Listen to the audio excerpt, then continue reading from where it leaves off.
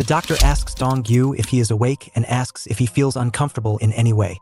Kim Dong-yu is on the hospital bed, and the doctor is briefing about his condition, that his liver damage was avoided by gastric lavage, and his sister had a very hard time till then. He looks at her crying sister and wonders what is going on. His name is Yoon Suk, and as the director of SH Real Estate Investment Company until the day before. The president questions him about his resignation and asks him if he will stay if he is not willing to let him go. Yoon Suk responds that he is willing to stop everything and wants to rest. He was murdered that same night. And again, after opening his eyes, he found himself in Dong-yu's body. It was hard for him to understand what had happened to him. After a while, his sister is concerned about Dong-yu's well-being and tells him to inform her if he is feeling unwell. She questioned his will to discharge quickly from the hospital, even though they were against the decision and wanted him to take some more rest. Yoon Suk in Dong-yu's recalls about Kim Dong-hwa, his sister. For some reason, the memories of that body come to mind very naturally to him. He thinks of Dong-yu's pathetic nature, since he was trying to die, leaving his sister alone. Yoon Suk feels like he was the one who did wrong and starts to apologize and claims not to repeat such things again. Dong-hwa was dumbfounded to hear his words and told him to not do those again. With tears of joy, he thinks of reassuring themselves for the time being while wondering whose life he has to live from now on, Yoon Suk or Dong-yu. As soon as they got out of the cab, they were faced with two thug-like persons who seemed to know Dong-yu. They commented on his pig-like appearance and concluded that the medicine hasn't worn off by looking at his dumbfounded expression. His sister tries to guard him by coming in between them and threatening to call the cops for trying to bully her brother, in a shaking voice. With a brief look at her, they ask her to call the cops as she says and wonders what will happen, if a police officer will come to save them or not. Yoon Suk walks in front of them and advises his sister to stay back and asks the thugs about the business they have with them.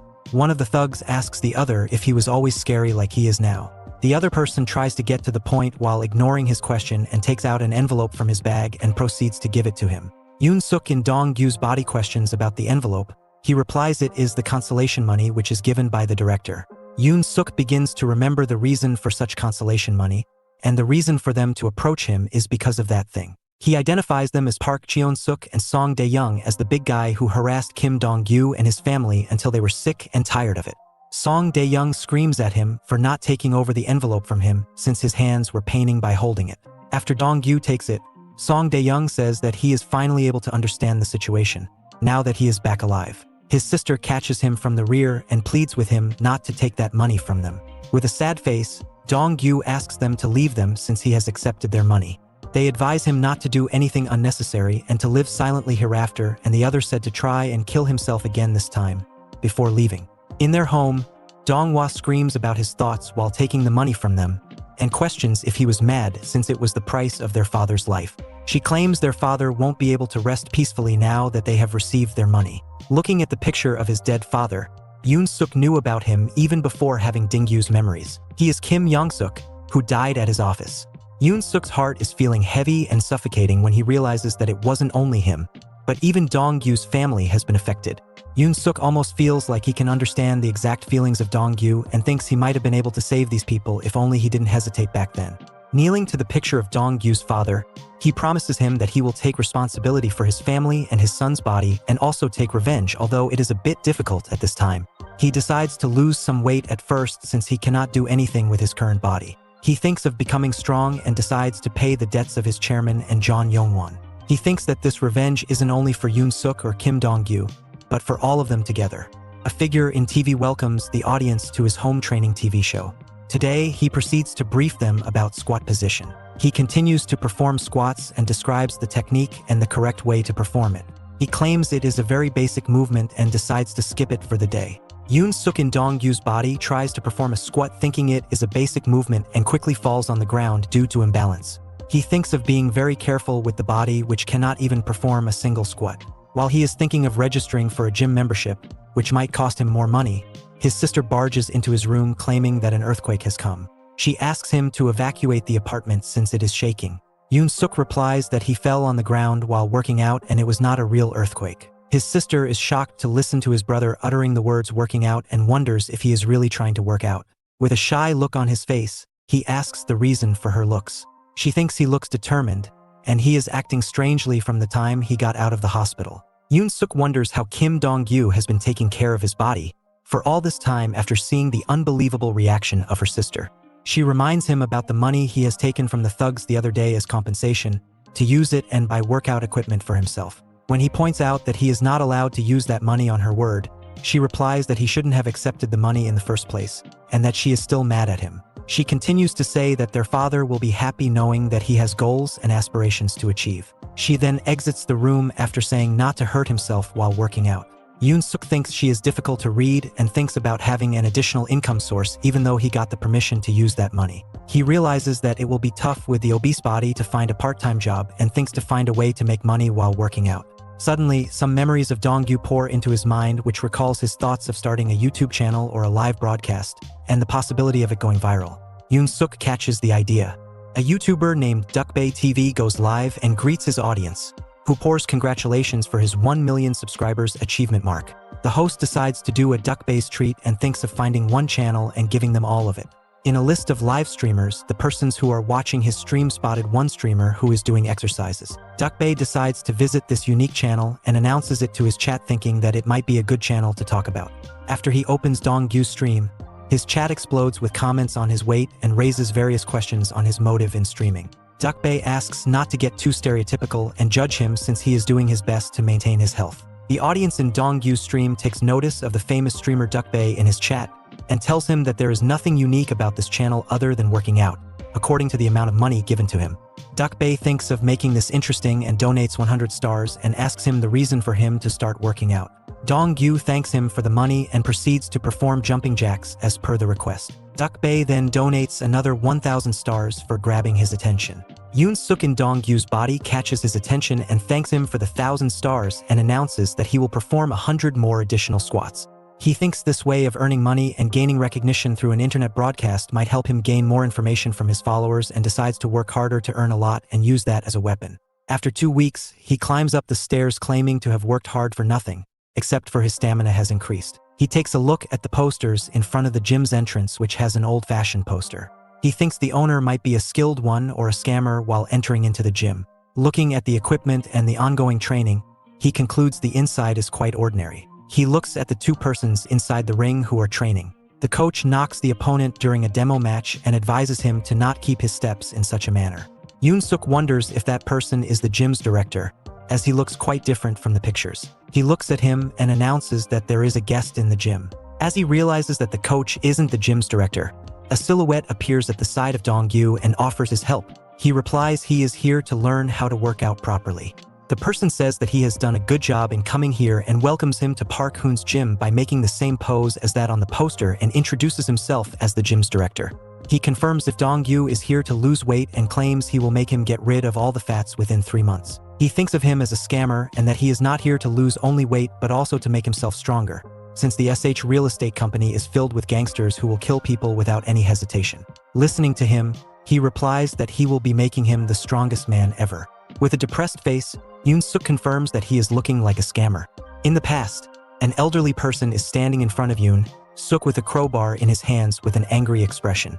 He asks the elderly to calm down and listen to what he has to say. The elderly shouts at him claiming he is not going to sell this piece of land no matter what he says. Yoon-suk replies that this proposal is something that the elderly would even find acceptable. Pointing the crowbar at Yoon-suk, the elderly man asks him about the kind of land he is asking him to sell. Yoon-suk was aware that the land in question was valued at less than 3,001 per square meter. The government had announced plans to create a large-scale development zone in the area within a few months, and a company was employing various methods to acquire land at a low cost, with the exception of one particular property. The elderly owner insisted that this land had provided for his family and refused to sell it. Yoon-suk unexpectedly offered to assist the old man in locating his son. The old man was taken aback. Yoon-suk inquired whether he had a son who had not returned home due to a gambling addiction. The old man wondered how they had learned about him, and Yoon-suk explained that he had heard about him from the community and that he would locate and return his son because the locals were concerned about him as well. When the old man refused to acknowledge the gambling addict as his son, Yoon-suk advised him to observe the men standing behind him. He clarified that these men possessed a unique ability to locate people and assured the old man that his son would never gamble again. The old man urged Yoon-suk to keep his word as he retreated into his home. Despite conceiving this plan, Yoon-suk ultimately failed to fulfill his promise to the old man. In the gym, Yoon-suk, who was in the body of Kim Dong-gyu, was punching a sandbag while recalling an incident. The instructor, Hyun Cheol, and the director, Park Hoon, approached him and warned him that he might hurt his hands if he continued punching without gloves. They gave him a towel and complimented him on his hard work. Dong-gyu admitted that it was challenging but enjoyable and requested that they speak to him casually since they would be seeing him regularly. Both of them agreed and asked him to do the same. Hyun Cheol then inquired about any pain in Dong-gyu's hands or wrists, to which he replied that it was normal for him.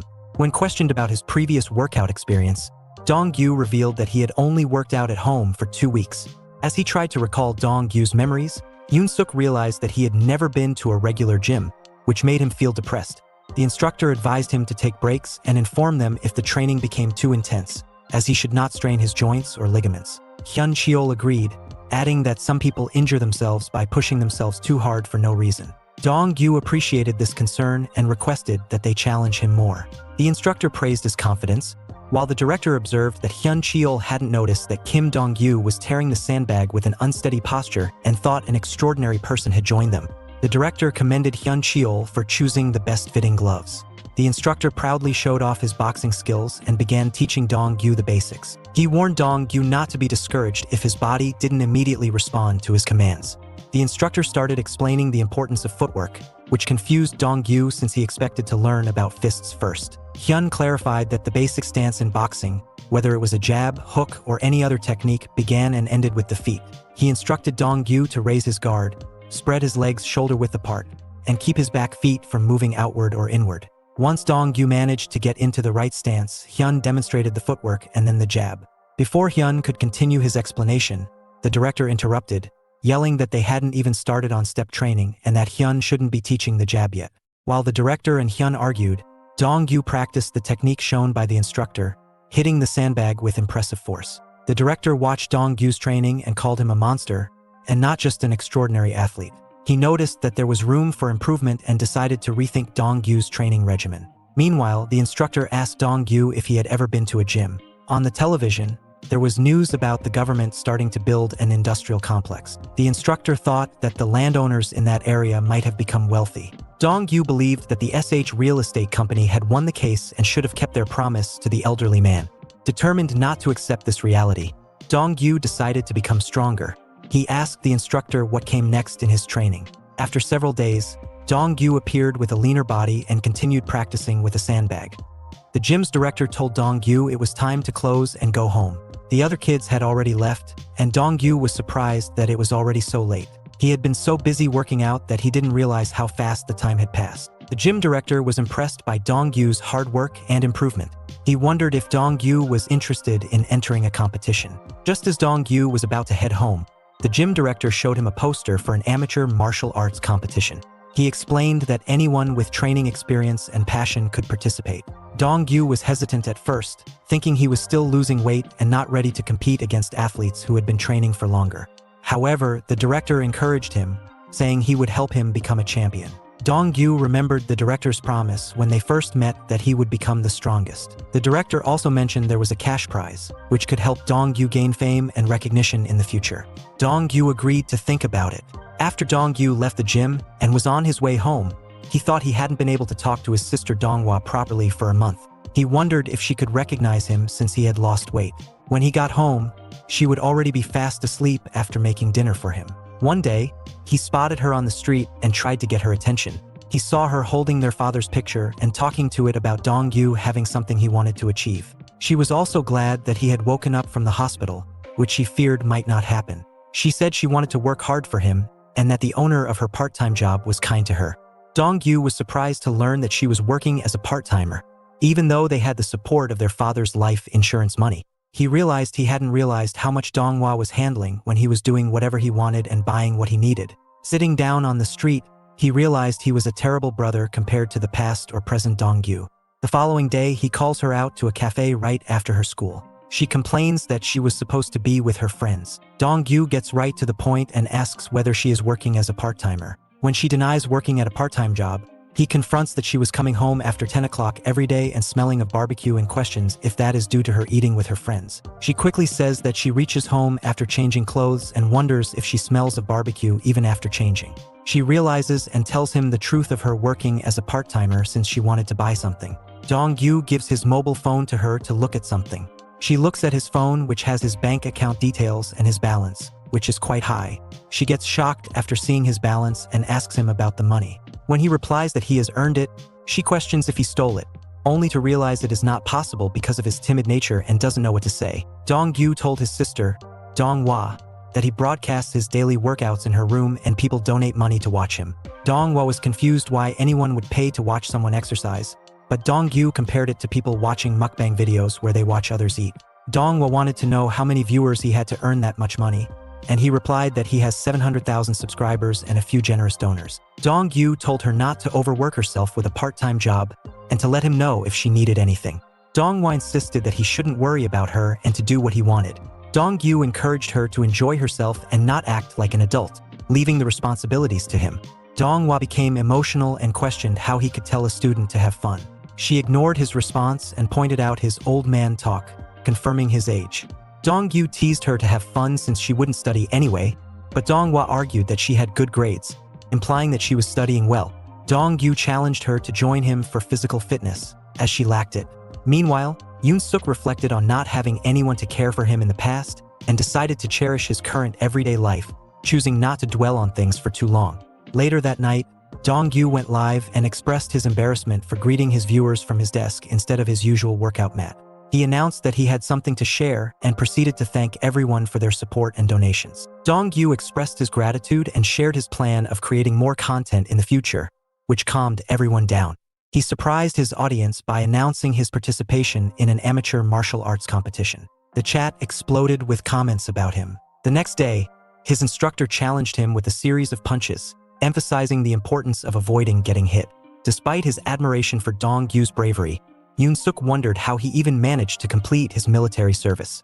Yoon-suk recalled his own early discharge due to disqualification. Dong-gyu, who had joined the military with the hope of transforming himself, had a different experience than he expected. He was constantly bullied and harassed by his seniors because of his weight. He endured the abuse, but even when he became a senior himself, the harassment continued. As a result, he decided to leave the military. During a training session, the instructor saw an opening and threw a punch at Dong-gyu, who blocked it. The instructor tried to land another punch, but Dong-gyu dodged it and quickly positioned himself to counterattack. However, just when the instructor thought he had Dong-gyu cornered, Dong-gyu ran away from the fight. The instructor yelled at him for running away, as it was an opportunity for him to attack. However, Dong-gyu and Yoon-suk had never lived lives that involved fighting, which is why Dong-gyu did not think of attacking the instructor. The instructor thought it was the best time to attack Dong-gyu. The instructor Hyun had asked him to spar with Dong-gyu without warming up, even though they were short on time to prepare for the match. The instructor knew that Dong-gyu didn't have much experience punching real people, but he had a lot of experience punching the sandbag. The instructor told Dong-gyu to attack him aggressively during sparring because it's not easy getting used to punching people. Dong-gyu set his mind to attack since he had to sharpen his skills. Coach Dong-hyun and Park Jae-min came to watch Dong-gyu spar. Jae-min said he wanted to see his friend who was preparing for a match. Coach Dong-hyun said it would be good if they helped Dong-gyu with sparring. Jae-min said they could take turns sparring with Dong-gyu because they were experts in different fields. When the director was asked why he changed his mind about participating, he said he wanted to be someone his sister could look up to. The instructor suddenly started punching Dong-gyu swiftly. Dong-gyu waited for an opening. He saw one and tried to land a perfect punch, but the instructor blocked it. The instructor said Dong-gyu had good timing, but his movement got big when he wanted to finish it quickly. The instructor complimented Dong-gyu for understanding his instructions and applying them quickly. Coach Dong-hyun was impressed with Dong-gyu's ability to avoid attacks from instructor Hyun-chul, a former boxing semi-finalist. He was surprised by Dong-gyu's speed and stamina, especially considering that he had only been working out for 3 months. Coach Dong-hyun believed Dong-gyu would become even more remarkable if he joined their team. Meanwhile, instructor Hyun-chul suggested that Dong-gyu take a break as he had been hit with many punches. However, Dong-gyu insisted that he was fine and didn't mind the punches since he had experienced bullying in school.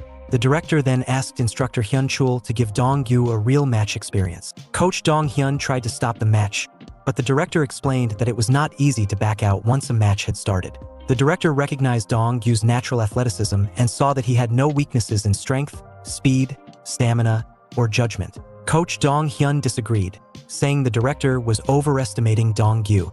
The director defended his assessment, pointing out that Dong-Yu memorized techniques through his body rather than his brain, and that he was able to avoid Hyun-Chul's punches with ease, unlike when he first started training. The director believed that Dong-Yu had the potential to improve rapidly and that he was right to skip some training steps and spar with Hyun-Chul directly. Hyun-Chul then punched Dong-Yu in the face, knocking him to the ground. Dong-Yu eventually woke up, and the director realized that he was truly a remarkable individual. Yoon-suk, who now identifies as Kim Dong-Yu, reflects on his past life. He remembers studying hard, often getting nosebleeds, to enter the SH firm. While he achieved good high school scores and received his certificate a long time ago, his experiences at the firm taught him that things may not always turn out as expected. Dong-Yu's sister, Dong-hwa, entered his room unexpectedly and asked what he was up to. She was surprised when he replied that he was studying. She couldn't believe he was studying while also working out in his room. Dong-Yu explained that he couldn't just work out all day. Dong-hwa thought it must be difficult for him to prepare for the competition while also studying. She told him not to overwork himself, and he agreed, thinking that he should have worked out every morning instead of feeling fatigued. Dong-hwa looked at the books Dong-Yu was studying and wondered if anyone could understand them. Dong-Yu said that everyone has their own way of studying and that it wasn't a big deal. Dong-hwa disagreed, saying that it was nonsense for someone who didn't study like her. Dong-Yu offered to go to the gym with her if she was worried about failing. When he stood up to take a break, Dong-hwa accused him of running away from his studies. He denied the allegation, and she threw trash at him, telling him to take it out. As Dong-Yu was taking a stroll, he threw away some trash and realized that his leg was not as strong as he thought. When he was considering doing some exercise, two people, Song Dae-young and Park Cheon-suk, recognized him from a distance and called out to him. Dae-young made a comment about Dong-Yu's transformation from a pig to a human, and they argued about recognizing him from afar. Dong-Yu compared the situation to dealing with rude customers, as he often gets cursed at whenever he leaves his house. Cheon-suk asked why Dong-Yu didn't greet them, to which he replied that he didn't have a good relationship with them. They were skeptical of his response, wondering if he was still the same pig as before. Cheon-suk mentioned that they had a good relationship in the past, especially after an issue involving his father and Dong-Yu. However, when Dong-Yu claimed to have resolved the issue by taking money, they tried to retaliate for his disrespectful responses. Cheon-suk grabbed Dong-Yu's shoulder, infuriating him. Dong-Yu considered hitting him but held back, remembering a lesson he learned from sparring about waiting for the right moment and aiming for the gap. Suddenly, a car pulled up beside them. They recognized it as their director's car, and Dong-Yu recalled the director's name, John Yong-won. A person was furious that Cheon-suk and Dae-young didn't answer his calls. The person was actually Jo Gyuyuk, the chairman's cousin. Cheon-suk and Dae-young apologized for missing his calls, explaining that they were busy with work. Jo Gyuyuk brushed it off, saying he was in a good mood. He then told them to quickly go to a location in Incheon which he would send them by text. When they questioned the location, he revealed that the hacker had found a person named Gray. Dong-Yu vaguely remembered hearing that name before. After they left, Cheon-suk warned Dong-Yu to greet him properly next time. When Dong-Yu arrived home, his sister, Dong-hwa, complained that he didn't look sweaty and accused him of taking a walk to avoid studying. He dismissed her claims and said he was there to get an extra layer of clothing because it was cold. Dong-Yu went to his room and called someone named Choi Ji-dong. Choi Ji-dong was shocked that Dong-Yu knew his name. Dong-Yu asked him to meet, saying that he would introduce himself then. He also told Choi Ji-dong that Jo Gyuyuk had discovered his location in Ikyeon and urged him to run away if he wanted to live. When Choi Ji-dong doubted him, Dong-Yu told him to go to the lighthouse. Before Choi Ji-dong could ask more, Dong-Yu ended the call and prepared to meet him, donning a hoodie and cap. A mysterious person dressed in a hooded outfit and carrying a backpack ran into an alley and hid behind a wall. The people chasing him ran past him, shouting that they would be punished if they didn't catch him. The person wondered how they could follow him so quickly and thought about the phone call that had been used as bait to lure him to the lighthouse. He was curious about how they knew about the lighthouse and why they were so desperate to catch him. In an attempt to evade his pursuers, he ran towards the main road, hoping to shake them off from acting freely in the crowded area. Cheon-suk, who was relentlessly chasing him, landed a flying kick from behind, knocking him to the ground. The man was labeled a nuisance and referred to as a rat. As he lay on the ground, he denied any knowledge while crawling away from them. Cheon-suk removed his hood, expressing disbelief at his failure to catch someone as noticeable as the man. Dae-young, recognizing the complications they would have to face if the man continued his actions, urged him to make him submit and be dragged back properly. When the man continued to question them, Dae-young reacted by slapping him and demanding his silence, since he cannot do anything now that he was caught by them. Bystanders witnessed the beating and considered alerting the authorities. However, Cheon-suk threatened to visit their homes and demand money if they reported the incident. They pinned Gray down on the ground, and Cheon-suk, holding a knife, declared that no one would come to Gray's aid. Cheon-suk warned Gray not to move, as he was about to cut his Achilles tendon. However, before Cheon-suk could act, a hooded figure, who was actually Dong-gyu in disguise, appeared and kicked Cheon-suk in the face, sending him flying. The onlookers wondered who had come to help Gray. Cheon-suk got up and insisted on handling Dong-gyu himself since he had attacked him from behind. Dong-gyu realized he needed to improve his accuracy and strength, as his initial hit had not been effective enough to keep him down for a while. Cheon-suk charged at him, swinging his fist, but Dong-gyu skillfully evaded and delivered a left cut to Cheon-suk's ribs. Seeing an opening, Dong-gyu punched Cheon-suk in the face, knocking him out. Then, he quickly took out 2 more of Cheon-suk's friends with a single strike. The remaining 2 juniors decided to flee along with Gray as they cannot handle him. As one of them approached Gray, Gray kicked him in the groin and continued to hit him after he fell on the ground in pain. Dong-gyu then swiftly punched the other person in the face, breaking his teeth and knocking him down with a single blow. Dong-gyu sees the police at the end of the street and calls Gray to go to the lighthouse because the police have arrived. After some time, they both sit inside a container with light in it. Gray asks Dong-gyu how he knows about this place. When Dong-gyu tells him the name of the place, Gray asks again. Dong-gyu reveals that he still carries a photo of Hatsune Miku in his wallet and also tried to get a tattoo of her but failed, which now looks like a pickled bone. He quickly stands up and says only one person in the world knows about this place, and that person is director Yoon-suk, who is now dead. When Gray questions his identity, Dong-gyu takes off his cap and poses like Yoon-suk, claiming to have come back to life, and greets him. Kim Dong-gyu informed Gray that he was Director Yoon. Gray was surprised and sarcastically remarked that he was living as Stephen Jobs under the alias of Gray. Yoon-suk questioned Gray's disbelief, prompting Gray to explain that he needed to provide more convincing evidence. Yoon-suk then shared his dream of marrying a woman who resembled Hatsune Miku, which left Gray flustered.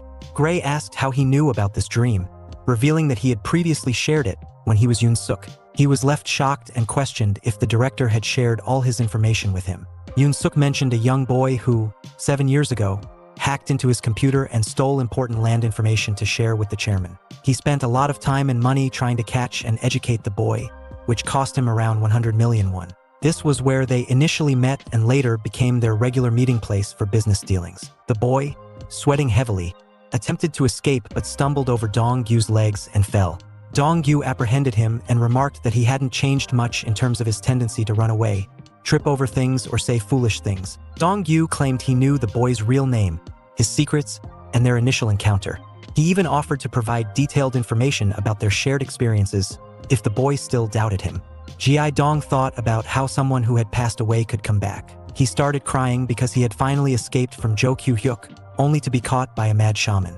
Dong-gyu threw him onto the sofa and told him it was hard to believe that he knew and remembered all that information, even his remark on the director, calling him a blabbermouth. Dong-gyu asked him to think of him as a spare card left by Yoon-suk and to help him like he did back when Yoon-suk was alive. When Ji-dong asked why he should help him, Dong-gyu explained that he was the only one who could defeat Jo-kyu-hyuk. Dong-gyu questioned Ji-dong about how Jo-kyu-hyuk even knew to look for him. Ji-dong hesitated at first, but then he told Dong-gyu that he was caught while trying to hack into Jo-kyu-hyuk's computer because he didn't understand anything about the case involving director Yoon-suk, leading to his death. Dong-gyu explained his actions to Yoon-suk, stating that he did everything for Yoon-suk. Yoon-suk's positive response made Dong-gyu think that Yoon-suk only valued him as a business partner, rather than a true friend. When Dong-gyu complimented him, Ji-dong became enraged, claiming that Director Yoon was a cold person who would never say such things. Dong-gyu hit Ji-dong on the forehead and demanded him to be quiet. He then asked Ji-dong if he had kept safe all the things that had been entrusted to him. Ji-dong, confused, asked what he was referring to. After a brief silence, Dong-gyu accused Ji-dong of pretending to be ignorant despite knowing everything. Ji-dong began to hesitate and sweat profusely. Dong-gyu sharply instructed him to come clean. Ji-dong slowly confessed that he had squandered the assets left with him, including stocks he was supposed to manage after Director Yoon's passing. Gi-dong admitted to selling the stocks and reinvesting them elsewhere. Dong-gyu was puzzled and his mind went blank by the thought of someone selling a gold mine that could generate money just by holding it. He wondered why he had to deal with the director stocks. He tried to stay calm and asked how much of it was left. Gi-dong attempted to escape again, but he tripped on Dong-gyu's legs and fell.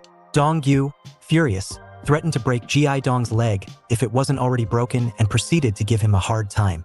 The next day, Dong-gyu was at the gym, sparring with coach Dong-hyun. He dodged a punch from the coach and stepped back to counterattack. The coach caught up to him and delivered a series of punches, which Dong-gyu skillfully blocked. While sparring, Dong-gyu reflected on how he had entrusted stock management to Choi Gi-dong, wondering why such a timid individual who only spoke up behind the screen would suddenly decide to reinvest. The gym director called out to Dong-gyu, asking if he was paying attention, as he seemed distracted during the sparring session. Dong-gyu was pinned down by coach Dong-hyun at the moment. Kim Dong-hwa is at the same gym where Dong-gyu is training.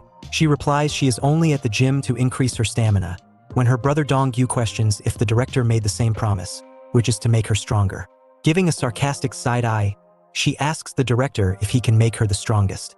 The director responded quickly, giving her an approving thumbs up and assuring her that she could become the strongest too. Dong-gyu, however, believed that the director was a scammer. The director left to get the registration form because she had not filled it out. Dong-gyu mentioned that the director says the same thing to everyone and advised her not to take it too seriously. He warned her not to overwork herself and to perform tasks moderately to avoid injury. She reminded him that the gym's director called her the future strongest girl. Dong-gyu agreed and confirmed that she has sudden potential, as she tends to avoid challenging tasks and prefers to relax on the bed.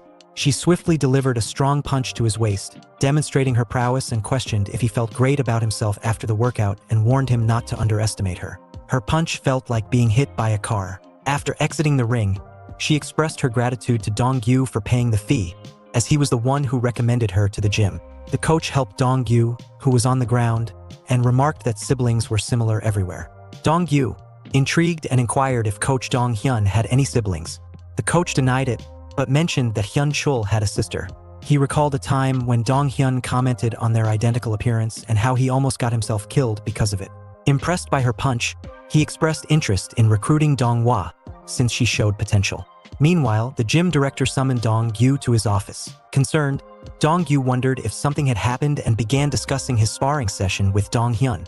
Director Park went deeper, asking if anything had been on Dong-gyu's mind lately and urging him not to keep things bottled up. Dong-gyu quickly suspected that the director had learned about his fight with Cheon-suk and Dae-young. However, he dismissed the thought, believing it was just a test since the director couldn't have known the details of the fight. Dong-gyu decided to act like a rebellious teenager and claimed he had recently been in a fight. Initially, they were able to communicate effectively, but the situation quickly escalated, and Dong-gyu felt a chill down his spine. Director Park explained that this was a sixth sense, similar to how mice can sense an impending tsunami. He explained that Dong-gyu's natural response was to feel threatened and pointed out that his senses were quite sensitive. Director Park advised him not to dwell on the past, as it would prevent him from progressing if he stayed angry at those who had bullied him when he was overweight. Dong-gyu assumed Director Park was referring to Yoon-suk's life and calmed down, as he didn't believe the director would have known about his past, despite his apparent sensitivity. Director Park reminded him to focus on the upcoming match, which was a month away, and asked him to fill out a form for his sister. While Dong-gyu initially perceived Director Park as an arrogant old man, he realized that there was more to him than met the eye. After Dong-gyu left the room, Coach Dong-hyun approached him and asked if he was busy with his match preparation. Dong-gyu confirmed that he was. The coach then confronted him about neglecting his broadcast for too long and warned him about the potential loss of subscribers. Dong-gyu was surprised and asked how the coach knew about his channel. The coach revealed that he was a fan of Dukbae TV and had been eagerly waiting for new content. The coach explained that Dukbae and his followers had been complaining about the short broadcasts recently and encouraged everyone to watch them together. The coach had become curious and decided to watch the broadcast himself. He quickly realized that D-Day is none other than Dong-gyu himself. Dong-gyu felt that wearing a mask was not enough, but it was not the reason he wore it. The coach offered to help Dong-gyu by appearing in his broadcast to make it more interesting since his subscribers were eager for content. The coach clarified that he would be a guest star and would teach simple self-defense techniques. When Dong-gyu agreed, the coach asked him to set a date so he could ask the gym director to lend them the gym for a day. When asked about payment, The coach gave him a thumbs up, indicating that he shouldn't disappoint his subscribers. Dong-yu felt a little sad because he couldn't broadcast his training to his subscribers, but he was grateful that the coach asked him to do it first. That day, Dong-yu finished his broadcast as usual and was a bit disappointed because his live chat was quiet. However, the announcement of a guest star made it more lively, and there were fewer complaints about the shortened live broadcast period. At that moment, Dong-yu got a text from Gi Dong saying that he had completed the task assigned to him. Dong-yu assumed that Gi Dong had arrived safely at the hideout.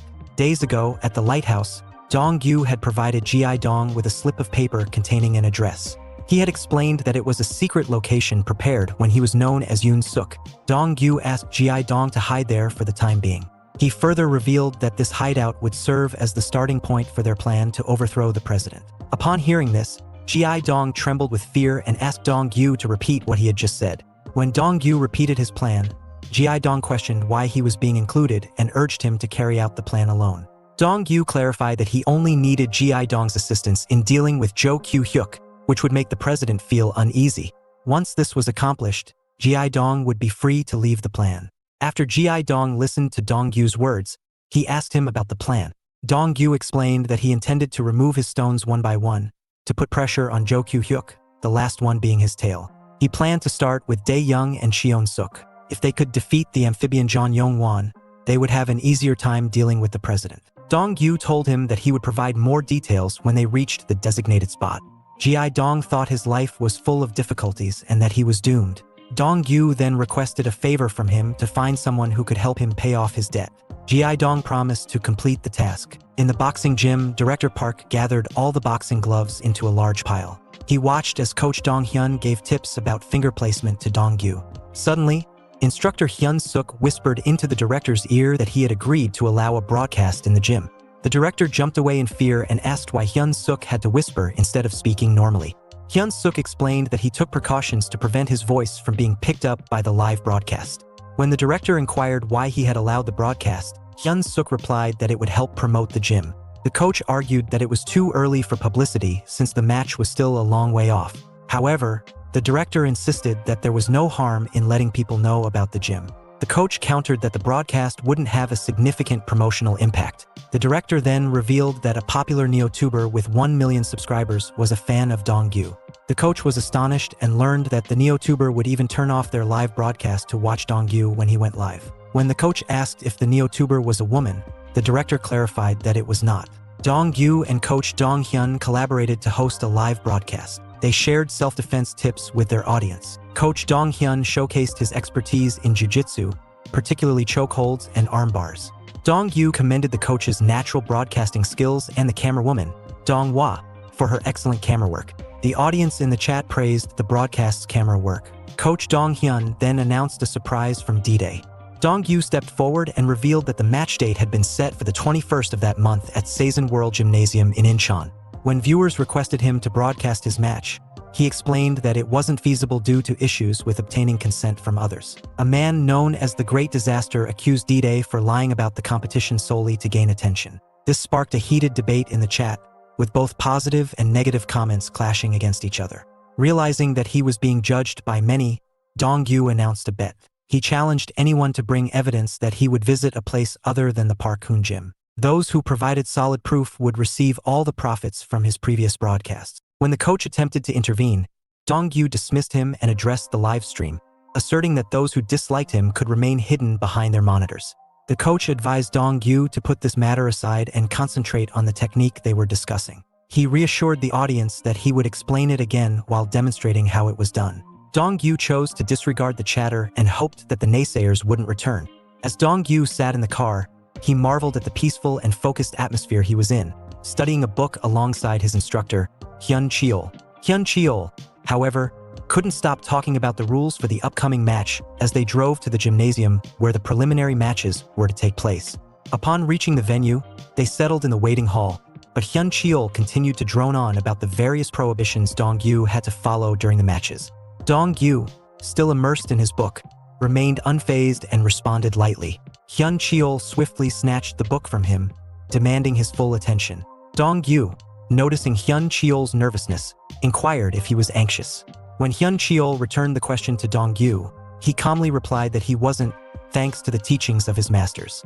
Hyun Cheol asserted that no one could enter a competition without feeling some nerves. Dong-gu humbly acknowledged that they were not as skilled as Hyun Cheol. Hyun Cheol then directed Dong-gu's attention to the match lineup. His first opponent was athlete Yang Hyun-soo, a well-known boxing athlete from Anyang. While Hyun Cheol recognized that Dong-gu was starting with a formidable opponent, he was relieved that he would not face Choi Yoon-ho or Park Mun-soo, the previous season's winners. Hyun Cheol showed Dong-gu videos of his past matches, emphasizing the importance of studying their sparring techniques. He cautioned Dong-gu to be wary of his opponent's potential use of kickboxing, a style Dong-gu was unfamiliar with. The match officials approached the waiting area and invited Kim Dong-gu to get ready for his match. Seeing Dong-gu, Hyun Cheol expressed his nervousness and wished him luck. Dong-gu assured his instructor not to worry and promised to return soon. In the ring, Dong-gu faced his opponent, and the referee instructed them to get ready. After explaining some rules of the match, the referee signaled the start of the match. Dong-gu is in front of his opponent, Yang Hyun-soo, in the arena of the amateur martial arts competition. His opponent confirms if he is D-Day or not and tries to punch Dong-gu, which he evades easily. Hyun-soo claims he guessed his identity right away after seeing the picture on the match list and continued to punch Dong-gu while he blocked it with his hands. While exchanging fists, Dong-gu questions if he is the person under the name Great Disaster. He denies it and says Dong-gu doesn't realize there are many people who want to beat you. Continuing their exchange of fists, Yang Hyun-soo says not to show off just because he started working out just for a couple of months. Dong-gu catches his fist and says that it's wrong to lower the value of their effort by calling it just. The feeling Dong-gu felt when his breathing was high still remains vividly, the anger and regret. Dong-gu thinks he has provided him with an opening for his low kick on his own and gave a swift elbow cut on his face when he was about to kick him, making all the crowd cheer upon him after knocking him down. The referee starts the countdown and announces the winner of the round, Kim Dong-gu. Dong-gu thinks that he'll be stronger so that no one can kill him anymore. The coach reveals to the director and the other person that Dong-gu knocked his opponent down with one shot and won his first match. The director claims that it is possible if it is Dong-gu. The other person says to the coach that he was the one who spars with him every day and he must know that in a general competition with high-ranking athletes, it is a big possibility for them to win even if it is an amateur range. The coach tells him he will understand if he goes to see his next match. When the director tells him to drop him off at his home, he says it would be more comfortable for him because they're the same age. When Dong-gu is about to leave the gym, the senior offers him a ride home, while the coach and the director are fooling around without cleaning. After reaching the destination, Dong-gu offers his thanks to him. This act makes Yoon-suk inside Dong-gu feel the youngest of them, since he never had anyone to give him a ride since his elementary school. He congratulates again on his K.O. and tells him to keep it up until the finals. When he responds, he says not to take any pressure and to do it comfortably. Dong-gu claims there is nothing wrong in trying it and sounds interesting too. He asks Dong-gu if he is planning to do a face reveal to his subscribers. He questions if there are many people who are coming to see his face. He partially denies it and says that they can deal with it and not to worry about it. The reason he asked is because he thought it'd be comfortable to reveal his face, which actually bothers Dong-gu. While leaving, he says not to do a face reveal if it bothers him. Walking towards his apartment, he thinks about the fact that he cannot hide forever, and the usual mask doesn't provide him a lot of security since Dong-hyun and Yang Hyun-soo recognized him right away. He decides to reveal his face when the competition ends since he cannot have people in the gym keep his identity a secret for a longer time. His sister addresses him as older brother, which creeps him out and says to her that it feels cringe when she calls him. When she reacts saying that it's his cute little sister who is calling him, he acts softly and with sparkling eyes he says sorry to her and acts much more cringier, which makes her react in a wild way and laughs at his gross expression. He asks if she ate dinner, to which she replies that she will be eating with her friend. When she asks about the competition's result, he asks her if there are any good restaurants around the venue since he has to go 3 or more times to eat. Listening to that, she jumps with happiness. In those 2 weeks, he studied for the upcoming real estate agent license exam and won 2 matches with 2 K.Os. After that, he has won the 8 rounds in the quarterfinals, which makes him to advance to the semifinals. The coach asked him if he could win all the matches with a knockout. Dong-gu replied that he would try to do it because instructor Dong-hyun told him to win with all knockouts. The coach left the room and said he would be in the car and told him to come out when he finished his preparation. A person approached Dong-gu, shook his hand, and said he had a great time watching all of his matches and praised him. Dong-gu thanked him and asked who he was. The person replied that he was Go Sung-ju, one of the participants. Sung-ju mentioned that they were not matched for the next round and said they might meet as opponents in the finals. He claims he has seen the way Dong-gyu carefully examines his opponents to finish them in one shot when he sees an opening. When Dong-gyu thinks if Sung-ju is a fan of him, he continues to offer his thanks for displaying such incredible matches. Their conversation is interrupted by a hysterical laugh from a person. He asks Sung-ju the reason for his flattering words towards Dong-gyu. Dong-gyu confirms with Sung-ju if he knew this person, which he denies. The person says Sung-ju might be praising Dong-gyu just to make him hit less. When Dong-gyu tries to clarify, he points out at Sung-ju and says that he has heard about Sung-ju being a human sandbag at the gym, and questions his reason to enter the competition is he doesn't want to get hit. Dong-gyu says he has gone too far with his words and claims the competition is to help them learn the skills. The person laughs and says he has been trying to learn the skills for 10 long years. Dong-gyu thinks there is no person who can match him in terms of tenacity. The person claims that Sung-ju only knows how to get hit and be on the back of people, and questions how he did get to the semifinals. Dong-gyu gets back at him saying that he has come all the way to trash talk about him, and it seems his speciality is running mouth. Dong-gyu calls him a mouth fighter. When he tries to scream at him, Dong-gyu says dogs bark louder when they are scared. The person tries to get back at him. Dong-gyu makes him even more angry to the point that he starts to swing his arm towards Dong-gyu. Right at the moment, one of the officials stops him from causing any trouble. The official addresses the person as Park Mun-soo and tells him to get ready for his match, and clarifies that any fist fights between contestants will result in disqualification. Mun-soo exits the room, cursing both Sung-ju and Dong-gyu. Sung-ju thanks Dong-gyu for taking his side and tells him the reason he didn't speak against his words is because what Mun-soo said wasn't particularly wrong. Dong-gyu tells him not to demean himself since he has done some great things that others cannot do. After their exchange, Dong-gyu walks to the car in the parking lot. Instructor Hyun-cheol questions his late arrival, to which Dong-gyu replies that he has met some other participants. While driving away, Hyun-cheol asks him how the other participants were. After Dong-gyu recalls his exchange, Hyun-cheol gets worked up due to the behavior of Park Mun-soo. Hyun-cheol asks Dong-gyu if he knew the gym he came from, to complain about his behavior and teach him a lesson. When Dong-gyu says they will meet him again, Hyun-cheol claims he will teach him a lesson. When Dong-gyu asks how he will do it, he replies that he will ask him for a spar and beat him. After a while, Hyun-cheol wakes up the sleeping Dong-gyu in the passenger seat. Dong-gyu looks outside the car to see his house and not the gym. When he questions Hyun, he says that his real estate exam is tomorrow and asks him to refrain from training. He hands Dong-gyu a box of glutinous rice cake and taffy. Dong-gyu asks when did he prepare something like this. Hyun-cheol says that the director and other instructors pooled their money to buy it, and everyone's been cheering for him. Hyun asks Dong-gyu to get off the car quickly as he has to go back to the gym. After getting down the car, he thinks the exercise that he has started to fight against John Yong-won has helped him save Choi Ji-dong, and most importantly, he has people that support him, and not unlike when he was Yoon-suk where everyone was trying to pull him down by any means possible. The reason for learning martial arts still remains the same, and the real estate agent exam that takes place tomorrow. The next morning, he walks out of his apartment to the exam venue and wonders why his sister Dong-hwa has slept on the sofa. He places her on his bed and writes a small note saying that he will be back. Meanwhile, at the amateur competition, Park Mun-soo is fishing against Sung-ju and is dominating the match. He asks Sung-ju to flatter him with the same words so that he can be gentle for the rest of the match. When Sung-ju disagrees, Mun-soo begins to act violently towards him. This shocks the entire audience. The director who is watching the match in the stadium thinks his brutality is too much and the referee didn't stop the match. He had plenty of time to do. The director thinks a participant with a wicked personality has made it into the finals. Dong-gyu was taking an exam. He looked at the question paper and thought it was too hard. He noticed that the other people taking the exam looked worried too. Dong-gyu started his exam and felt interested.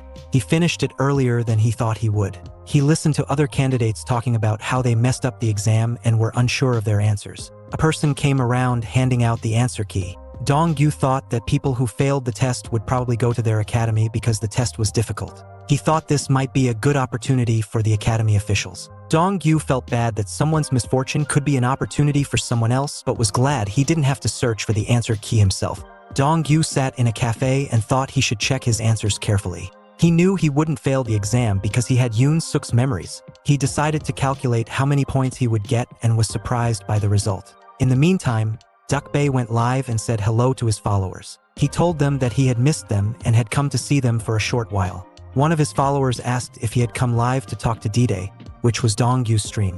Bae said that he has good intuition. He claimed he couldn't stream because he was busy with his match. He added that he wanted to see D-Day working out not for his body but because he was determined. Bae said he felt satisfied watching him and almost felt like he could become a bodybuilder too.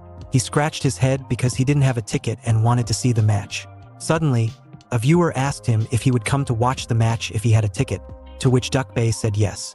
The viewer named Icandy Donggung said he could get him a ticket and asked him to trust him. That person turned out to be Coach Dong Hyun, who was watching the stream and sending messages while cleaning the gym. Suddenly, the director hit him for not cleaning the ring. Coach Hyun explained that he was on a quick break and said he was encouraging some people who wanted to watch Dong-Gyu's match.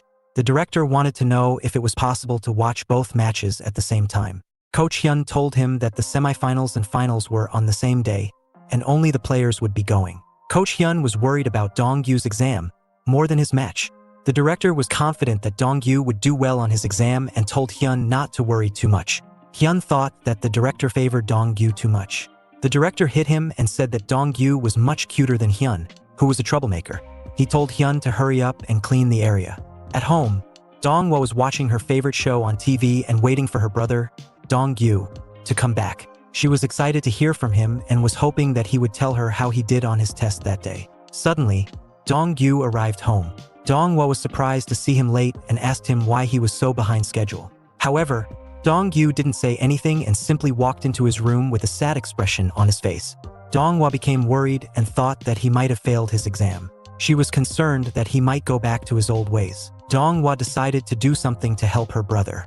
As she was about to enter his room, Dong-Gyu opened the door and handed her his test paper. Dong-Hwa took it and realized that he had not passed the test. Dong-Hwa glanced at Dong-Gyu's question paper and wondered if the marks on it meant he had failed. She approached him and noticed his disheartened expression. She felt the need to cheer him up. She ran towards him, embraced him, and reassured him that failing the test was normal, even after a year of studying. She praised his hard work. Dong-Gyu pushed her away, asking her to stop pretending. He claimed he had only gotten 2 questions wrong and needed no comfort. Dong-Hwa insisted he was lying. She showed him his paper, pointing out the questions he had marked incorrectly. She reminded him of how devastated he had looked when he came home. Dong-Gyu admitted he had mistakenly scored the B-type test as an A-type, leading to confusion while grading. When Dong-Hwa asked if he had passed, he confirmed that he had. Dong-Hwa jumped onto the sofa, relieved that Dong-Gyu had only gotten 2 questions wrong. Dong-Gyu boasted about being handsome, good at sports, and intelligent, so there was no need to worry about him. Dong-Hwa agreed and prepared a box of chicken as a special treat for him that night. Dong-Gyu thanked her for the offer, but he asked her to wait until after his final match because he needed to watch his diet.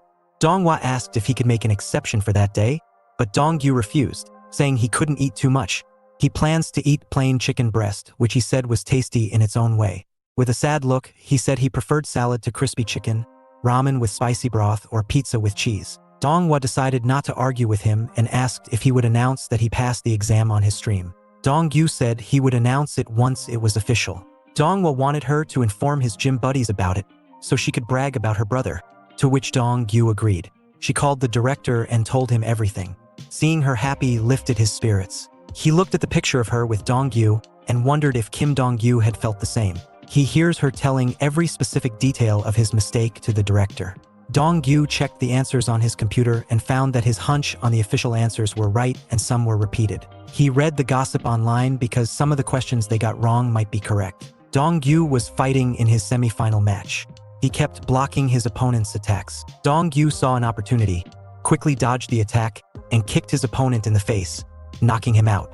The audience cheered for another K.O win and Dong-Gyu advanced to the finals. Bae, who was in the audience, cheered for Dong-Gyu and was relieved to see D-Day's match in person. He was impressed by Dong-Gyu's winning streak, all ending in knockouts. Someone next to him mentioned that the finals were on the same day and Dong-Gyu was at a disadvantage because the other finalists had more time to rest before the match. The audience beside Bae discusses the event organizer, a prominent figure known for his interest in martial arts. They also mention the organizer's questionable tactics and the difficulty of obtaining tickets, even for amateur competitions. As Dong-Gyu exits the ring, the crowd begins to cheer for him, using his streaming name, D-Day. Dong-Gyu feels a mix of gratitude and embarrassment at the sight of such a large crowd. As he wonders how they learned about the matches, the director reveals that Dong Hyun had donated his ticket to the Bae guy. When Dong-gyu questioned his attendance, the director explained that the director normally comes on days like this. Meanwhile, at a corner, Coach Hyun-cheol and Dong-hyun stood with a banner proclaiming Kim Dong-gyu, the human weapon of Park Hoon's gym, was fighting. Beside them, his sister Dong-hwa held a smaller banner declaring him the best athlete nurtured by Park Hoon's gym. Dong-gyu wondered if such statements were appropriate for such an occasion. She ran towards him, exclaiming that he looked amazing. When he inquired about her peculiar banner, she responded that as a supportive sister, she had to come and cheer him on for his semi-final and final matches. She then introduced her friend Jae-hai to him. A beautiful woman approached Dong-gyu, gently stroking her hair as she greeted him. She mentioned that it had been a while since they last saw each other. Dong-gyu was curious if she knew the late Kim Dong-gyu and stared at her intently, making her feel slightly awkward. His sister, Dong-hwa, punched him and asked if he planned to keep staring at her and prompted him to greet their guest. Dong-gyu was surprised to learn that his sister had a friend. When Dong-hwa reacted, he commented that he thought she had no friends because she was always lazy at home. Jae-hai pointed out that Dong-hwa did have many friends. Dong-hwa acknowledged this, saying that Dong-gyu hadn't noticed because he wasn't paying attention to her in the past. As Dong-hwa continued to speak, Dong-gyu interrupted and told his sister's friend Jae-hai that she was her friend from middle school and had frequently visited their house, often saying hello. However, Dong-hwa's friend corrected him, saying that her greetings were one-sided and that Dong-gyu had always ignored her. Dong-hwa asked her brother, Dong-gyu, to pay attention to her since he was about to become famous. Dong-gyu tried to figure out what she was talking about, but Dong-hwa denied everything. Jae-hai said that Dong-gyu had changed a lot. Dong-gyu agreed, saying that change was inevitable. When Jae-hai was about to say something, Dong-hwa interrupted her and took her to buy some snacks. Director Park spoke to Dong-gyu, saying he should have said something about his dating status. Dong-gyu remembered that the chairman of SH Real Estate Company had also used children to bring down his opponents, so Dong-gyu decided not to focus on dating. Director Park, however, requested that Dong-gyu bring a woman with him on a show to attract more female fans, which would in turn increase the number of customers coming to the gym. The director warned Dong-gyu to be more cautious this time because his next opponent's gym was known for underhanded tactics. He emphasized the importance of staying focused and winning the match, as he was determined to do whatever it took to secure victory. Dong-gyu sensed that the director had placed a bet on him and inquired about their strategy for the upcoming game. In response, the director expressed uncertainty, but he was confident that Dong-gyu would ultimately win by knockout. Dong-gyu and his coach, Director Park, discussed the upcoming match. Director Park advised him not to be discouraged and to give it his all. The match began, and as Dong-gyu suspected, his opponent was Park Moon-soo. However, Park Moon-soo was not an easy opponent. He was quick and always on the offensive. Dong-gyu skillfully dodged his punches and kicks. Park Moon-soo wanted to break Dong-gyu's will during the match. He landed a punch on Park Moon-soo's left torso, which he couldn't block. Dong-gyu realized that his opponent didn't reach the finals by cheating. He also noticed that his opponent wasn't trying to block his punches and tried to move back quickly. Park Moon-soo then swung his arms towards Dong-gyu, causing him to fall to the ground. When Dong-gyu stood up, his opponent's fingers were near his eyes, attempting to poke him. Dong-gyu managed to evade this attack, but it caused a slight bleed. A drop of blood dripped from Dong-gyu's face near his eye and fell onto the floor. His opponent was determined to win at any cost, and it became evident when he almost poked Dong-gyu's eye. Dong-gyu was surprised that his opponent would resort to such unsportsmanlike behavior. When his opponent asked about the strength of his punch, Dong-gyu compared it to the sharpness of a nail. He glanced at the referee and suspected that he hadn't noticed the eye-poking attempt because he didn't stop the fight. The opponent warned Dong-gyu not to get distracted and charged at him. Dong-gyu recognized it as a predictable move and planned to avoid it while preparing to counterattack. However, the blood in his eye hindered his ability to dodge, and he was unable to evade the attack. Moon-soo pinned Dong-gyu to the ground and started punching him. He told Dong-gyu to laugh at him like he did the last time. Dong-hwa couldn't bear to watch her brother getting hurt, so she turned away and told the director that she couldn't watch it. The director reminded her that Dong-gyu was a tough opponent. Meanwhile, Dong-gyu kicked Moon-soo on his rear side, causing him to lose his balance. Dong-gyu then quickly grabbed Moon-soo and pinned him down, causing the referee to start counting. Just before the count of 1, Dong-gyu released Moon-soo and stood up. Moon-soo got angry and threatened Dong-gyu, saying that he would make him regret letting him go. Dong-gyu answered that he was determined to win the match with a knockout since he had come so far. In the past, Director Park advised Dong-gyu that he had the potential to become the strongest, but his tendency to get too excited during fights was a problem. Director Park explained that when someone gets too excited, their vision becomes unfocused, and they lose clarity. He advised Dong-gyu to remain calm during fights and, if that was difficult, he should try to make his opponent lose their composure. Following this advice, Dong-gyu quickly approached Moon-soo and knocked him out with a punch, winning the match. After some time, Duckbae started his stream outside the gym where Dong-gyu trained. He was excited about working with Dong-gyu, also known as D-Day. When he went inside the gym, he was greeted by the director, Park Hoon. Park Hoon invited him into the gym and gave him a tour. After a brief act of the director as a salesperson, he knocked on the door of the dressing room, which was a signal for Dong-gyu to come out.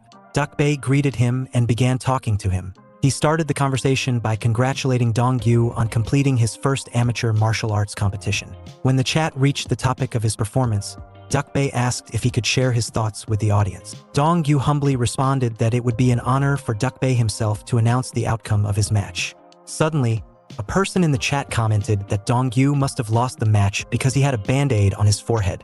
In a live broadcast, a chat participant named Gamekjang expressed pride in watching a baby pig work out.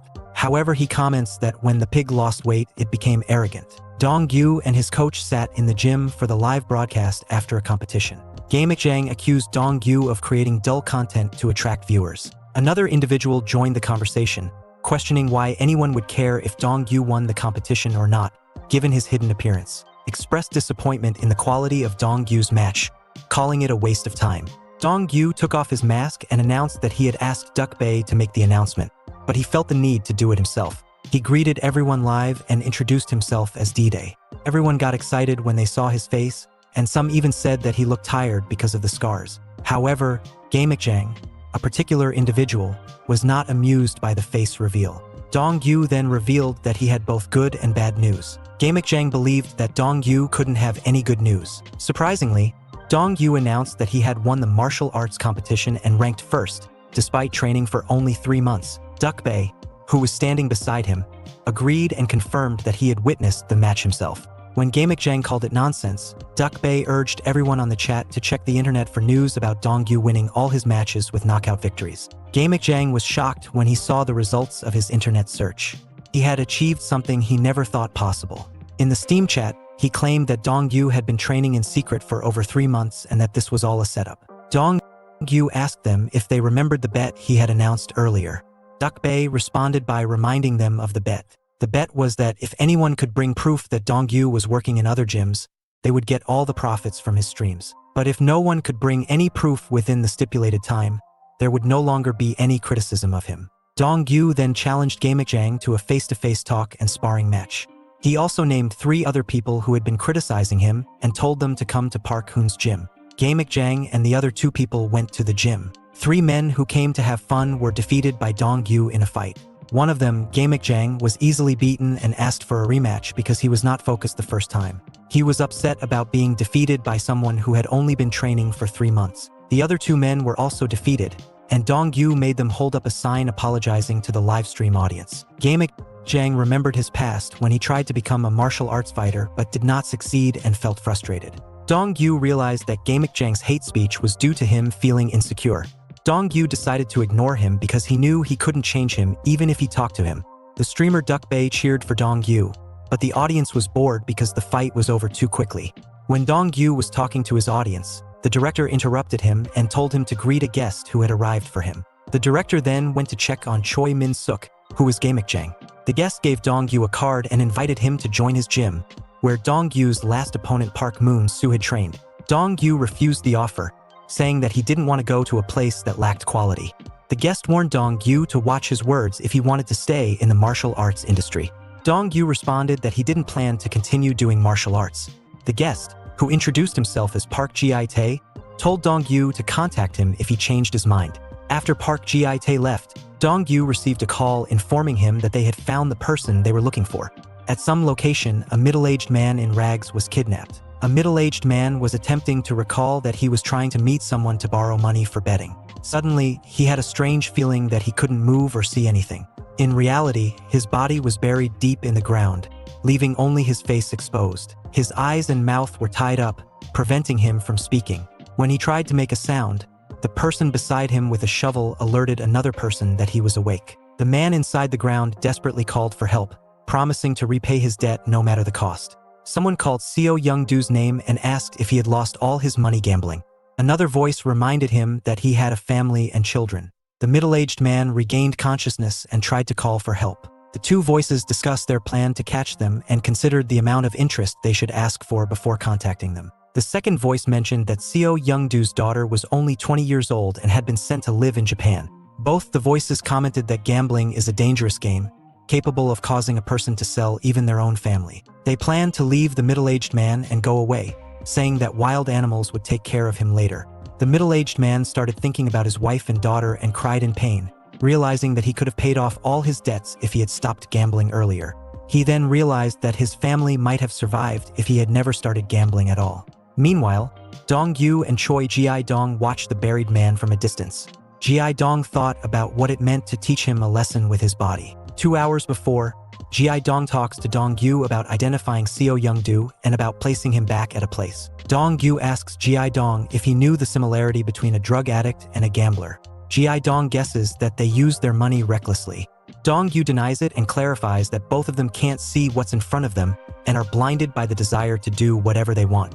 When Ji-dong asks the way to get him to do what they want, Dong-yu says they cannot teach him a lesson with words but can teach one through his body. Ji-dong is devastated to listen to his plan and asks if that's the reason he asked for a van. Dong-yu wants the whole act to look realistic and make him trust them. He asks Ji-dong to get prepared for kidnapping since they are near to his location. Currently, from the shelter's glass window, Ji-dong keeps an eye on Seo Young-doo.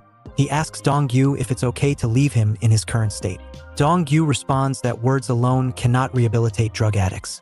He decides to leave Seo Young-doo in the same condition for 2 full days. When Ji-dong expresses concern that Seo Young-doo might die, Dong-yu reminds him not to feel sorry for gamblers as it's of no use.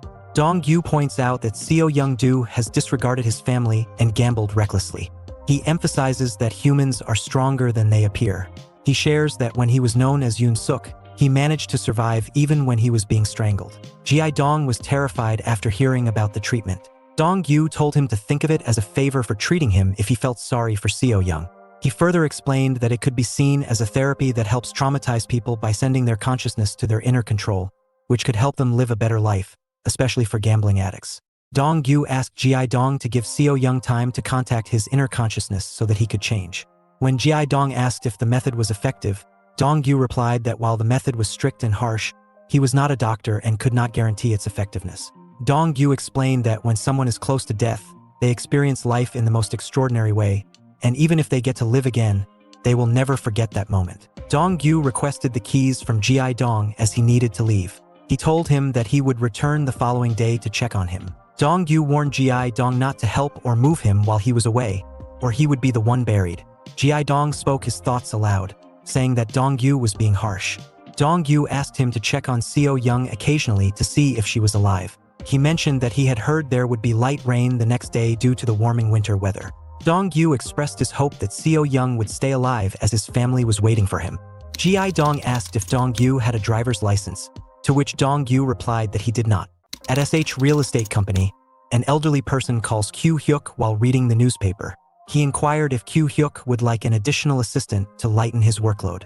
Kyu-hyuk mentioned that their current team primarily consists of older individuals who tend to engage in lengthy conversations which disgust him. He recalled a recent incident where CEO Park, a mixed martial arts enthusiast, discovered something exciting online that he was extremely proud of. CEO Park urged Kyu-hyuk to read an article in the newspaper featuring an individual who had set a new record in an amateur competition. The elderly gentleman recognized the individual as the same person who had risked his life to seek justice for his father. He suggested to Kyu-hyuk that they should recruit this individual and provide him with a new family to care for. The elderly gentleman advised Kyu-hyuk to reach out to the individual's remaining family members in case he was hesitant to join despite the offer of money. Dong-yu remembered that he had finished his safety training and academic tests in the morning, and it would not be long before he received his license. His functional training would begin the following day and would be completed in 2 weeks. Dong-yu felt that he would not be able to contact Choi Ji-dong whenever there was a problem. Once he had his license, he would be able to prevent Choi Ji-dong from making fun of him. He decided to go to the gym and warm up lightly, focusing on sparring instead of visiting Choi Ji-dong because he did not have enough time. When he entered the gym, he saw a group of people gathered in the center. When Coach Dong-hyun saw Dong-gyu, he asked if the people were there for him. Dong-hyun nodded, confirming that they were. Dong-gyu said he would handle them because they were fans who wanted to spar with him like the other three did previously. Coach Hyun explained that Dong-gyu needed to spar with them because they were fans who admired him and came to the gym to be like him. However, Dong-gyu did not seem to understand. Coach Hyun tried to make him understand by asking him to look at their body structures, which were similar to when he had joined the gym. Dong-hyun pointed out the director's happiness and mentioned that the increase in the gym's members was because of Dong-gyu's face reveal. Dong-hyun asked if Dong-gyu used no tube. Dong-gyu joked that he would need to perform well if he did. When Dong-hyun's facial expression changed, Dong-gyu clarified that he was joking and that he would contact Duck Bae, who knew more about no tube. Dong-hyun explained that he had business ethics and wanted to discuss it with Dong-gyu first. Dong-gyu thought that if Coach Hyun wanted to start a no-tube channel, he would naturally use workouts as the content. He wondered if Coach Hyun would teach jiu-jitsu, like he did when he was a guest on Dong-gyu's stream. Dong-gyu reassured Coach Hyun not to worry and that he would help promote his channel. When Coach Hyun became excited, Dong-gyu told him not to worry about the content overlapping and encouraged him to give it a try. Dong-gyu believed that Coach Hyun would create good content because he wasn't nervous in front of the camera and made jokes to lighten the mood. When Dong-hyun was discussing a treat with Dong-gyu, the director called out to Dong-gyu and introduced a group of people who came to meet him. Everyone turned around and was excited to see their favorite idol in person. The director quickly announced that those who signed up that day would get special lessons from Dong-gyu himself. Dong-gyu protested, saying he hadn't agreed to this, but everyone started shouting that they wanted to join the gym and take lessons from him. Dong-gyu looked at the crowd, thinking they resembled hungry zombies. He lacked the director's courage to face the group with a smile. To avoid the situation, Dong-gyu swiftly exited the gym. Noticing Dong-gyu's absence, the director asked Dong-hyun about him, emphasizing the need to handle the crowd if Dong-gyu left. In the evening, Dong-gyu arrived at the hideout by taxi. He asked Ji-dong what he was doing in the dark. Ji-dong was trembling with fear and asked if Dong-gyu had heard something wrong. Dong-gyu noticed Ji-dong was holding an axe and asked if wild boars had appeared. He wanted to know if something was alive. Ji-dong asked if he could not tell by looking at him. Dong-gyu explained that he was asking about Seo Young-do, not him. Ji-dong told him that Seo Young-do was not doing well. He was muttering the same thing like a person in a trance and showing signs of dehydration. Dong-gyu was shocked and concerned about Seo Young-do's condition. While walking towards him, he asks Dong-gyu if it is enough.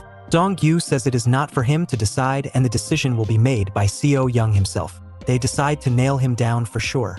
Seo Young keeps on asking to spare him and his family. Dong-gyu whispers to Ji-dong to get some water and steps on Seo Young. When he starts to plead for his life and his family, Dong-gyu says it's hard for him to spare him as long as he doesn't cooperate.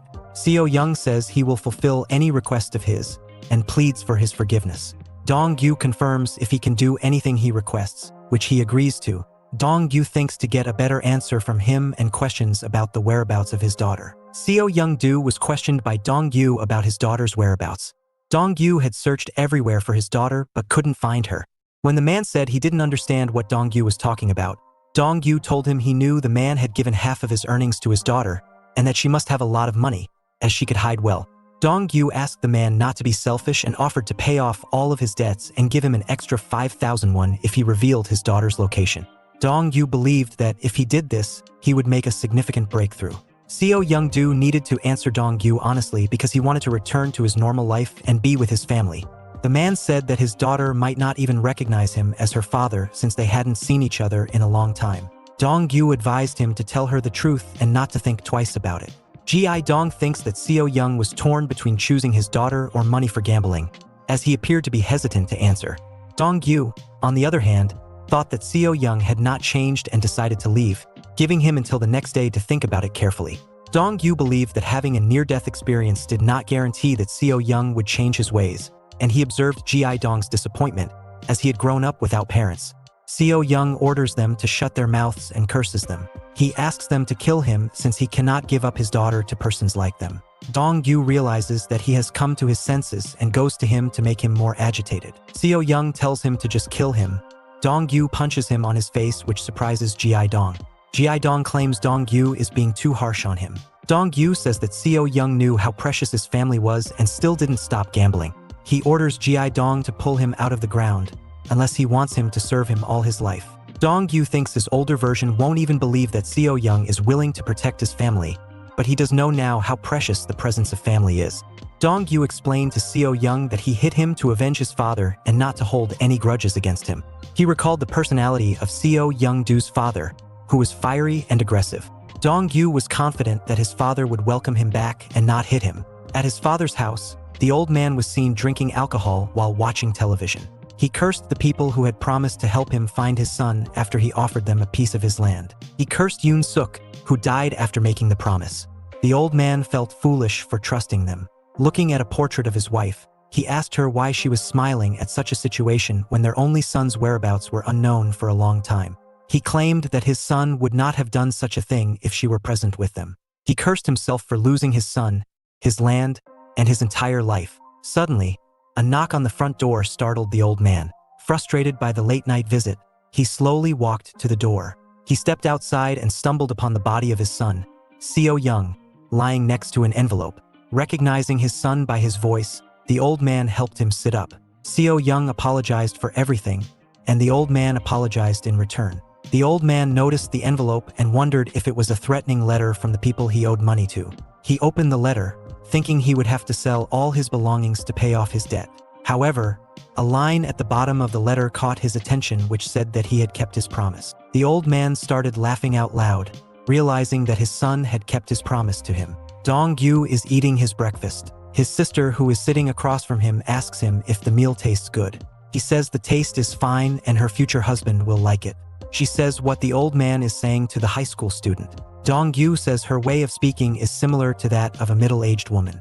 She asked him about the reason for him being late and coming home at 3 in the morning, without even contacting her. When he questions her if she was waiting for him to come home, she cuts him off saying that she asked the questions first. Dong-yu was actually buying a bowl of soup for Choi Ji-dong, and he cannot even deny it.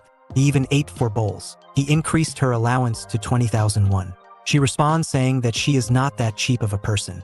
He increased it to 30,000 won. She replies that is a bit enough for her to fall for it.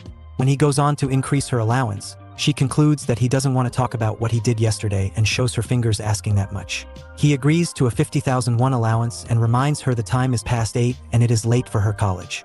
She screams that it is because of him that she overslept. She sprints in the house to get her belongings. While leaving, she congratulates him since today is the day that the results for the real estate agent exams. He thinks that she really cares without showing it since she remembered.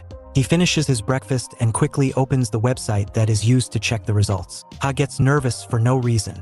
He smiled when he saw his result. He let out a big sigh since he was worried that he might have misread the answers or misunderstood the types as he did during the mock exams. Deciding to share this news, he quickly turns on his broadcast and greets everyone who is online. He offers his thanks for all who came in early and says he wanted to share some good news through this broadcast. When they speculate about the news in his chat, he claims someone has asked him about the Project 333, whose nickname is Mountain Hiker. When the chat responds, he reveals that he had passed the real estate agent exam with just 3 months of study. While everyone was pouring their congratulatory messages in the chat, he said he had studied for the real estate agent exam while preparing for the martial arts competition. When someone comments on him being a human or not, he says he wanted to say something but didn't want to make much of an issue, and it would be embarrassing for him if he didn't pass. The chat claims he would have achieved the first position in the martial arts competition if he had failed. Dong-yu offers his thanks to everyone and bows. The chat gets emotional and almost everyone starts to tell their success stories after they have started to follow his streams. One speaks about his goal to become a chef and another person shares her own weight loss achievement in a month's time. Dong-yu didn't realize that people could change just by looking at him and feels so touched by their stories. He reveals that he has some additional news to share, but he is going to save that for the main broadcast today. He gets a phone call and takes a break from the streaming to attend it.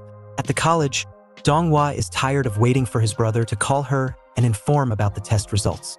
Her friend advised her to check it herself if she knows his test number. She checks her phone and says that they haven't posted the list of passers. There were 2 perfect scores this time, and their comments were that it was a fake passing exam. When she wonders about this brother since he said that he got 2 of the questions wrong, her friend asks if she admires his brother. She quickly denies. After she reached her home, she was shocked to see her brother on TV. She asks if they counted 2 of those questions with duplicate answers. He reveals that 2 controversial questions were counted as right.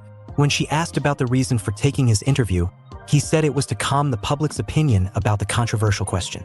She thinks the world is unfair since her grades won't change like his. She questions why they chose him for the interview since there is another one with a perfect score as him. He began to explain the scene at the interview, when he was welcomed by reporter Park Jin-cheol.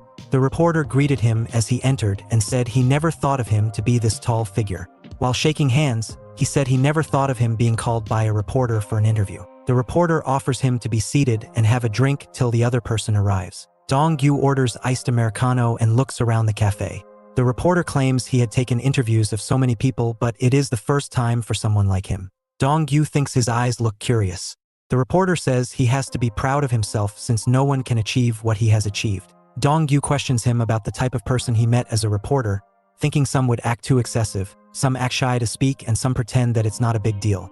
During Dong-gu days, he's feeling nervous. The reporter days not to be nervous and just act natural like before. The reporter's eyes look fierce on observation. When he praises the good looks and his sight, the reporter praises his eyelashes and days they need to be in contact with each other. The waitress informs the reporter about the arrival of Choi Hank-young. He gets up to greet the other perfect scorer and says he was the one who contacted him, introducing himself as Park Jin-cheol and extends his hand for a handshake. He ignores his gesture and claims he has chosen a good place for an interview and sits by the table without permission. He orders an iced Americano and the waitress walks away without responding. Dong-gu thinks how he can live a life with that ignorant personality. When he asked why she didn't answer him, Dong-gu thinks that he showed a complete trash personality in just a minute of his appearance. Choi Hank-young comments he really doesn't think the exam is hard, and questions about the nonsense comments which are coming out of the cowards who can never get a perfect score. Dong-gu responds that he also likes meat, and addresses him as a dog and calls himself a cow. When he didn't understand, he introduced himself as Dong-gu. When Hank-young asks about his problem, he replies not to call him a jerk since he told him his name. He is confused by Dong-gu's words. Dong-gu clarifies that it's better to call him by his name rather than calling him using curse words. He questions his laugh and asks if he is mocking him and flaunts his status. The reporter intervenes and says that he knew about him quite well, that his father works in DK Real Estate Investment Company as a real estate agent. Dong-gu recalls that DK Real Estate Company is a big company, the only firm which can go head-to-head with SH Real Estate Company. Hank-young quickly days he really does know him and questions about how he gathers all of this information. The reporter says his co-workers did some research on his behalf. Flattered by his response, he turns towards Dong-gu and asks if he heard everything. Dong-gu questions if he knew about his background. Hank-young responds saying why should he know about someone who only got a perfect score just by luck. Dong-gu claims that was his first impression towards him. When he expressed his anger by hitting the table, the waitress brought his order and laughed at him. When he tries to question her about her laugh, Dong-gu intervenes and asks them to start the interview since they had enough time to know about each other. As the reporter is about to start, Hank-young gets up and screams on how they can treat someone they have invited with such an attitude. He leaves the scene claiming that it ruined his mood. His sister, after listening to all of this, calls him a jerk and says he was the one who acted rude towards the reporter. Dong-gu says he provoked him on purpose. She says he needed to teach him a better lesson than that. Dong-gu thinks it was thanks to Choi Hank-young walking out that he got all the required spotlight, which will make his life easier after he jumps into the industry.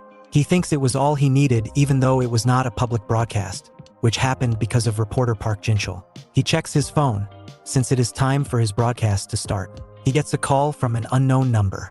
His sister speculated if it was a call for another interview. A similar voice calls him by his name. He introduces himself as Park Cheon-suk and says that the director wants to meet him. He asks him to meet them at Gangnam tomorrow at 2 o'clock in the afternoon. When Dong-gu asks why he should come, Park calls him a jerk and asks where he wants to meet them.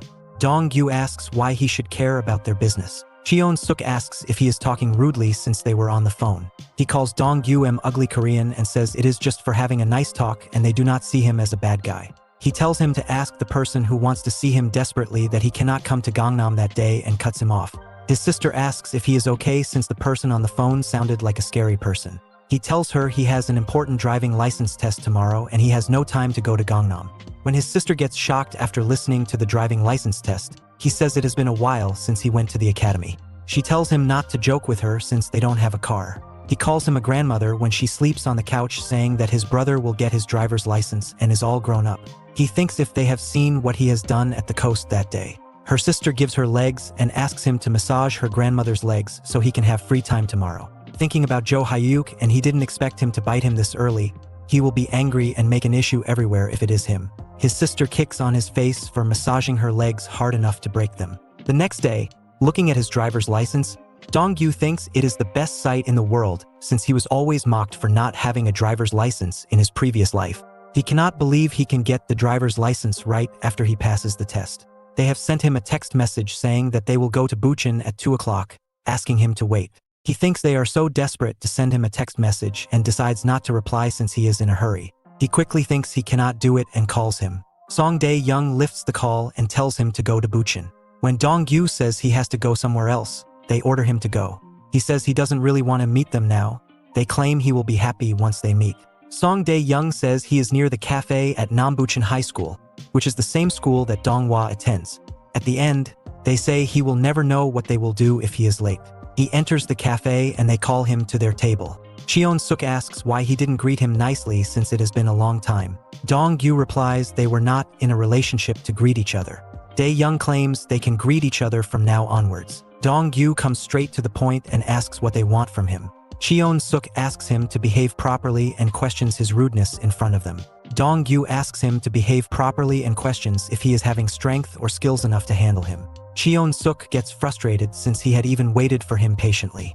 Dong-gyu orders him to tell his director and his friends that they would be in trouble if they play around. The waitress is sweating while watching the scene unfold. When Cheon-suk catches his shirt, he thinks about his next move and wonders how they knew about the location of his sister's high school. Feeling dirty for letting them go, he twists his arm and asks him to shut up for causing a scene in this place. He orders him to tell him what they want from him since he doesn't have much time. Dae-young walks towards him saying that he crossed the line and tries to punch him. Dong-gyu reacted swiftly and was about to land his punch to his face. Suddenly a voice commands them to stop, making everyone pause. A blonde-haired person in a suit claims he is worth winning the amateur competition and says he likes him. He calls him and offers 100 million won annual salary and 10% bonus work under him. Kyu-hyuk says it's a rare opportunity. Dong-gyu claims the amount is too much for a high school graduate. He understands that he knows well, so he thinks the negotiations will run smoothly. Dong-gyu asks for 100 million annual salary and a 60% bonus as he won with all KO in his first amateur championship, passed the licensed real estate test with perfect score, and these were achieved in just 3 months. He claims that he has gained a lot of recognition these days. He laughs and then gets serious at him. He questions Dong-gyu how can he act in such a way that nothing scares him, just because he has a first. He stands up and says he doesn't know how he has dealt with him and tells him not to worry since he wants to be a new family and doesn't mean to do anything. He asks him if he wants to send his sister to university. He asks him to contact Cheon-suk or Dae-young if he changes his mind later. Both of them threaten Dong-gyu. Dong-gyu thinks they must be really angry with him since they left without doing anything. He had come prepared in case of a fight and thinks it may happen next time some Kyu-hyuk might have felt pressured to work. He decides not to leave them the next time since this situation might occur again. Taking his order from the waitress, he apologizes for the commotion and leaves the cafe. He recalls the deal which he talked about is taking something from someone, by any means without negative impact on his side, which is how SH Real Estate Company handles the situations. The method they used was slightly different from those guys, but it's still the same, where they make sure the victims have no choice. He knows the methods used by them since he was in SH and was one of them previously. He now feels dirty for being with them. Thinking about their sudden appearance at Donghwa's high school, he makes a call to Gi Dong for his help with something. He says if it's about rehabilitating a gambling addict, which he is confident in doing better this time. Dong-gyu tells him that it's about something he is good at, which is to beat up Kyu-hyuk. Dong-gyu keeps his phone away when he screams that he was almost killed the last time he tried. Dong-gyu tries to convince him by asking if he wants to stay hidden for the rest of his life. When he says he is worried about the sudden plan, Dong-gyu explains that he had met him recently and gave him an offer to work under him. Dong-gyu clarifies he is not interested, but he didn't say it directly. Instead, he gave them a ridiculous condition which made them think about his offer. Gi Dong claims he will also become greedy if he wins the competition like he did. He questions about his broadcast and says he can earn money from it, but he confirms if he is sure to refuse the offer. Dong-gyu questions about the reaction Kyu-hyuk will give if he refuses straight away, and says he wants to go and beat them up, even with many people at their place, and claims it will be an annoying thing to do. He sees his sister out of her college and wonders if she is really good since she looks at him. He hangs up the call of Gi Dong and calls her. When she asks what's wrong, he questions if she still has classes since the bell didn't ring. She gets furious and begins to pull his ears for not paying attention to her yesterday when she said that there will be a vacation because of a ceremony happening. When he questions her presence even though they were having a vacation, she says she should go to school because she is the leader of the sports department. She gets angrier for his assumption that she is a busy student who goes back and forth between home and school. Her friends intervene and ask her if this person is her real brother. He then introduces himself as her real brother. Both of her friends claim he is handsome and asks if she has a girlfriend, then turn towards Donghua, questioning her on why she didn't tell anyone that she has an older brother. Dongyu quickly swaps his mode and asks if she is embarrassed to speak about him with her friends, claiming that he is fine as long as it doesn't hurt her feelings, while acting cutely. Her friends get all over her saying that they would brag about having an older brother if they have one like Dongyu. She gets furious with the questions they ask her. Dongyu quickly changes the topic, hinting towards eating something tasty if they are hungry. Donghua hits him saying that she won't forgive him for embarrassing her the next time. After reaching their home, Dongyu says he didn't expect to be bombarded with questions for 2 hours. She says she will forgive him this time since he has already got 2 for interrogation beforehand. Going up the stairs, she calls him to say she was afraid they might think of her bragging too much if she starts to talk about him, and not because of the embarrassment. He thinks she might have thought that he felt bad about it and thinks that he is not that worthy to be bragging about now. He answers his phone call from Gi Dong, who questions about the 2 phone numbers he had sent him. Dongyu says they were of Cheon Suk and Dae Young's. Gi Dong then adds Kyu Hyuk's minions and asks their next plan of action. With a confident face, Dongyu decides to get some information from them. Dongyu is going 2-on-1 with the 2 training coaches of the gym. One of the coaches advances towards him, trying to leave a punch which Dongyu evades quickly and delivers a left strike into his torso. The coach is out of breath and tries to ask if this is what he got. Dongyu wanted to try one more time since he thinks the technique is working. Suddenly, he feels danger and evades the kick from another coach from his rear. This makes the coach pause in shock. Dongyu thinks his senses got better as he sparred more with them. He cannot believe that he can be confident in using his body. Dongyu lands a kick onto him, which he blocks. The other coach replies that his wrist might get broken. Dongyu replies that he is joking and the coach advances at him claiming it is serious. While his fist is near his face, he quickly evades it and thinks he can observe and follow his movements more clearly. He gets hold of his wrist and plans to perform a shoulder throw, thinking it will end here. The other coach interferes saying he shouldn't forget about him and lands a punch onto his face. After getting hit, the other coach gets a chance to choke him. Dongyu tries to get out but concludes that he cannot handle their surprised attack. He speculates he cannot win against Song Dae-young and Cheon Suk if he fights with them. The gym director screams to stop their practice and asks Dongyu to follow him to his office, while the other coach is busy getting himself worked up in front of the broadcast of Dongyu. The chat named him a comedy master. He says that D-Day's broadcast channel is like his channel and asks them to watch him and spread the video as he uploads it into NeoTube and also asks everyone to subscribe to his channel. The chat says they will subscribe just to watch D-Day in it. Dongyu tells them to handle the broadcast since the director has called him. He went into the room after the director. The director asked him if he is bored or if he has other reasons. Dongyu thinks he might have had some clue while watching his 1 versus 2 sparring, which is as expected of him. Dongyu tries to cover it by asking if he would ask him the reason if he agrees to it. The director is shocked by his response. He says he is least interested to listen to his reason, and that is up to him. Dongyu thinks why he did ask him in the first place, and now he's pretending that he doesn't care about him. The director orders him to come to the gym at 9 o'clock tomorrow. He says he will come to his house and bring him here if he doesn't come. When Dongyu understands, the director asks him to finish his exercises in the morning itself and not late at night, since some of his fans will be coming to the gym in the evening. He advises him to be careful with his fans as he cannot leave the gym just like he used to do. He also points out to Dongyu that he is good at self-defense and posture corrections, though he is not as good as the coaches here. Then Dongyu agrees with him. He says he can show his face to his fans after completion of his training. When Dongyu says he cannot promise him, the director says there are more people coming to the gym just to see him, so he asks him to greet them warmly and also to be careful. When he understands, the director tells him that he is the gym's mascot and should avoid being beaten. Outside the room, the 2 coaches are fighting and one of them is being choked by the other. He explains it to the broadcast that this is the guillotine choke posture and one can beat anyone even if he is bigger than him. Donghua is managing the camera and the chat is enjoying the scenes. Seeing this, Dongyu thinks that his sister is working hard and is holding the camera with a serious face. He knew she had talent in this field from the time he asked her to shoot him. He recognizes the atmosphere and the setting is almost the same as in professional areas. Watching an older video which was taken by her, he was amazed to find the shot more comfortable to watch. He wonders if she wants to use her ability to work professionally or is doing it just as a hobby. He decides to support her in any manner since he is the family she has. The coach screams at him to do his own broadcast since he is not leaving the choke on him even after tapping out. Dong-yu announces that he is going to take a break for 30 minutes and whispers something to the coach.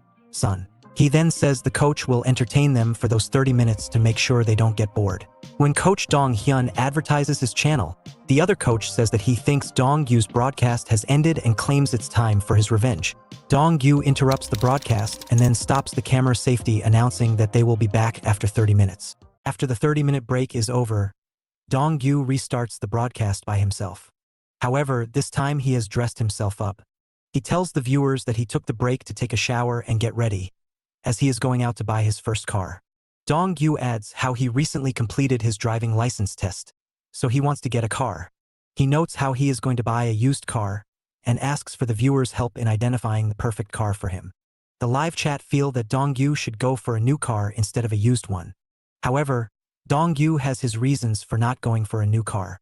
As Yoon-suk, he had enough experience with driving, so he can definitely go for a new car. That being said, he needs to save money, considering anything can happen at any point. Not to mention, Dong-hwa's college fees are also to be kept in mind. Anyway, Dong-yu moves on with his viewers and visits a local car shop. Upon entering, Dong-yu asks the shop manager if they will be allowing him to continue his broadcast. The manager is unsure and asks the boss for approval. The boss is quite chill and green lights the idea, as it allows them to get some clout. The manager takes Dong-yu in and asks him how many shops he has been to before, to which Dong-yu tells him that this is the first one. This makes the manager smirk, and Dong-yu realizes that the guy might try to scam him into getting a bad car. The manager further asks him what kind of car he is looking for. Dong-yu explains how he is looking for a used car in the moderate price range. However, he doesn't want the car to have any damages from previous accidents. The manager goes away for a bit to prepare a list of cars that Dong-yu can look into. Meanwhile, the live chat are fuming at the shady attitude of the manager, even though nothing has happened yet. After a while, the manager provides Dong-yu with the short list. He prepared quite a nice list for Dong-yu, and all of the cars listed were at a moderate price range. This impresses Dong-yu, as the guy seemed like he was nice. However, Dong-yu asked the manager if he could see the listed cars in person.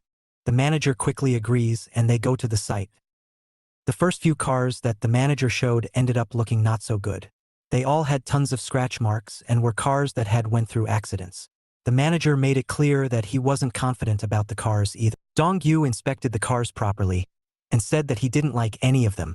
The manager said that he knew that Dong-yu wouldn't like these cars, but there is one last car for them to check. The live chat aren't sure as to why the manager wasted their time for so long. The car he shows last looks almost new and was way better than the ones before it. The live chat then instructed Dong-yu to check each little details about the car. From the engine to the dashboard to the mileage, everything was checked. All of it came out well, and everyone in the chat, and Dong-yu himself was shocked that a car like that was available at such a modest sum. The manager explains the reason why he showed the car last. It was because he was planning to get it himself. However, the business comes first, and hence why he is ready to sell it. The live chat understands his reasoning for doing it like this. Dong-yu is also satisfied, it seems, as he thanks the viewers and the manager for helping him pick out the perfect first car for himself. However, before he makes the deal official, there was one last thing he wanted to check. Dong-yu went to check what was it like underneath the seats. The chat also emphasized on this. One viewer pointing out how their uncle bought a perfect car, but upon checking the underneath, they figured it was a messed up one. Dong-yu takes the seat off and discovers a huge charcoal mark underneath. The viewers and Dong-yu are pissed off by this. After all, the manager said that he was sure that there wasn't anything wrong with the car. Dong-yu confronts the manager and asks for an explanation. The manager, nervous, asks Dong-yu to turn off the camera so that they can talk in private. The chat advises him not to fall of the weirdo's tricks, but Dong-yu decides to halt the stream for a bit. Just as he does so, the manager exposes his arms full of gang tattoos to intimidate Dong-yu. Understandably, Dong-yu thinks this is quite cringy coming from a grown man. He directly points out the manager's duality depending on whether the streaming is on or off. The manager berates Dong-gyu for asking so many questions and finding so many flaws when coming to buy a used car. He thinks the car on offer is rather nice, and that a little mark here and there doesn't change anything. To further impose himself on Dong-gyu, the manager says that the site has no CCTV camera and has no black box either. So, if he were to accuse Dong-gyu, a streamer, of assaulting him, Dong-gyu would be in trouble. Just then, the boss arrives and asks the manager if he is being nice to the customer in a sarcastic way. He further goes on to tell the manager to get it done with quickly. The manager then asks Dong-gyu if he was going to buy the car or not. All while Dong-gyu was under extreme pressure from the situation at hand. The boss doubles down on wanting things to be solved quickly. The manager tells Dong-gyu to just sign the contract. Dong-gyu realizes that these people are nothing more than just bullies like Jo Kyu-hyuk. He then comes forward and adds that the car's problematic nature was broadcasted live on stream. Everyone knows that the car was used for self-harm by the previous owner, so him coming out with that will suck for his image. Especially after he cut off the broadcast for a private talk. The boss replies saying that Dong-gyu can always say that the car comes with a rich history of its own, and cite that as his reason for purchasing it. If he doesn't want to buy it though, Dong-gyu should be prepared for getting a beating of a lifetime. Dong-gyu analyzes the situation and understands that he has to face 4 opponents at once. He also questions just how many cars have they sold forcefully like this. The manager thinks that none of his business and gives him one last chance to give up and sign the contract. But Dong-gyu grabs him suddenly and puts him in an armbar. This creates unrest, as another lackey comes to save the manager. Dong-gyu grabs a hold of the guy's shirt and plants him with a classical judo throw. This angers the boss, as he states that he was planning on letting Dong-gyu if he signed the contract. However, now that he has attacked his people, Dong-gyu needs to pay for it. He orders his men to take out Dong-gyu. Dong-gyu prepares to fight properly in stance. The manager recuperates and tries to blindside Dong-gyu with a punch. But Dong-gyu sidesteps to dodge it. The manager tries to follow it up with an opposite hand, but Dong-gyu easily captures it. Dong-gyu proceeds to criticize the power, speed, and technique of the manager, and knocks him down with a punch of his own. This warrants another lackey to try, but Dong-gyu swiftly hits him with a mid-hook to settle him down. All of the guys were left quivering in pain, as Dong-gyu notes how there being so many in numbers has led to him holding back on the shots and saving energy. After all, he doesn't want to get caught like he was during training. There's no referee or rules in place for this fight to be fought fairly, so he needs to stay aware or he will end up in a bad situation. The boss then orders all his men to attack Dong-gyu at once. Dong-gyu prepares well to take them all on. He dodges through the first punch coming his way and masterfully hits the puncher with an elbow on the follow-up. It is then that Dong-gyu notices that these guys aren't nearly as skilled as his sparring partners, and that their moves are predictable. Dong-gyu proceeds to dodge an oncoming punch to the face and a subsequent attacker with a rod from behind at the same time. He does this effortlessly and without even looking back properly. This makes the rod guy take out his own man, and right away, Dong-gyu takes him out with a Bruce Lee-esque sidekick. It finally hits Dong-gyu that he was being careless while fighting his sparring mates, as he was sure that they wouldn't hurt him. His carelessness allowed him to get caught by surprise. Meanwhile, the guys who got beat up are genuinely surprised by how good Dong-gyu is. They wonder if he has eyes on his back. Dong-gyu proceeds to hit the guy who was talking with a straight punch. He then decides to take all of them out and make a swift escape. However, he gets surprised by a sudden attack coming his way, which he manages to step away from. The attack was from the boss. The boss says that he expected Dong-gyu to be a stereotypical pretty boy, but in actuality, he is quite good at fighting. Dong-gyu understands that the boss is different from the rest, his aura is different. He understands that the guy must possess a lot of experience, and decides to first take out the lackeys. As he runs towards the lackeys, Dong-gyu gets caught by the back of his collar, and gets manhandled and thrown into a car by the boss. The boss follows it up by a loaded kick to Dong-gyu's face, but Dong-gyu manages to dodge it by a bit. This shocks the boss, and he deems Dong-gyu to be quite the interesting guy. Back at the gym, Dong-hwa was hitting the heavy bag to prepare herself for the training to come. Park-hoon came to the scene and praised Dong-hwa's hard work. He questioned if she was doing some extra work before Jae-min came to train her. Dong-hwa admits that she is taking Hyun Cheol's help to fix her striking before Jae-min comes. This is due to Jae-min being overly critical about the smallest of details. Park-hoon understands her reasoning and questions the whereabouts of Dong-gyu. Dong-hwa replies that Dong-gyu has gone out to buy a used car for himself. She checks the stream to see that it has gone offline.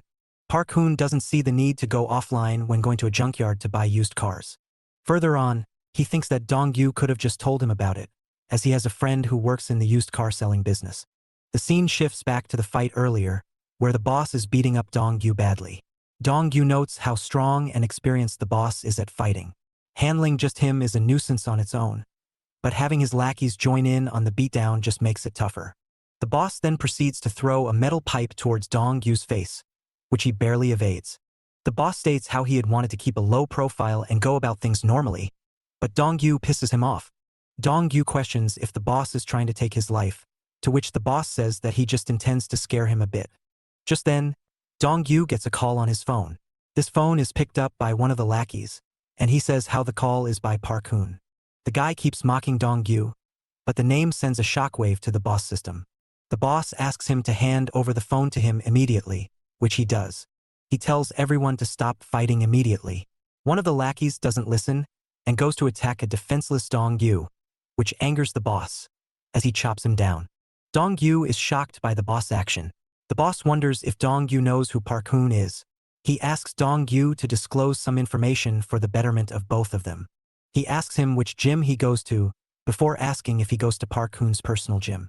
Dong-gyu says that is the case, and this makes the boss worry. He says that they've been having some bad luck as of late. He asks Dong-gyu if he knows Park-hoon. Dong-gyu replies that he does, and that he is referred to as the face of the gym by the man himself.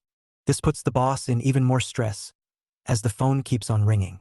Dong-gyu suggests that he hands over the phone so that Dong-gyu can pick it up, as Park-hoon would be worried otherwise.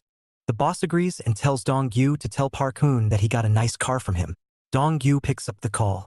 Park-hoon tells Dong-gyu to go to a specific shop in the area so that he can get a discount on used cars. The place he suggests is none other than the one Dong-gyu is already in. Park-hoon tells him that the boss there is an acquaintance of his. Dong-gyu tells him he is already there, to which Park-hoon asks if the guy tried to mess with him.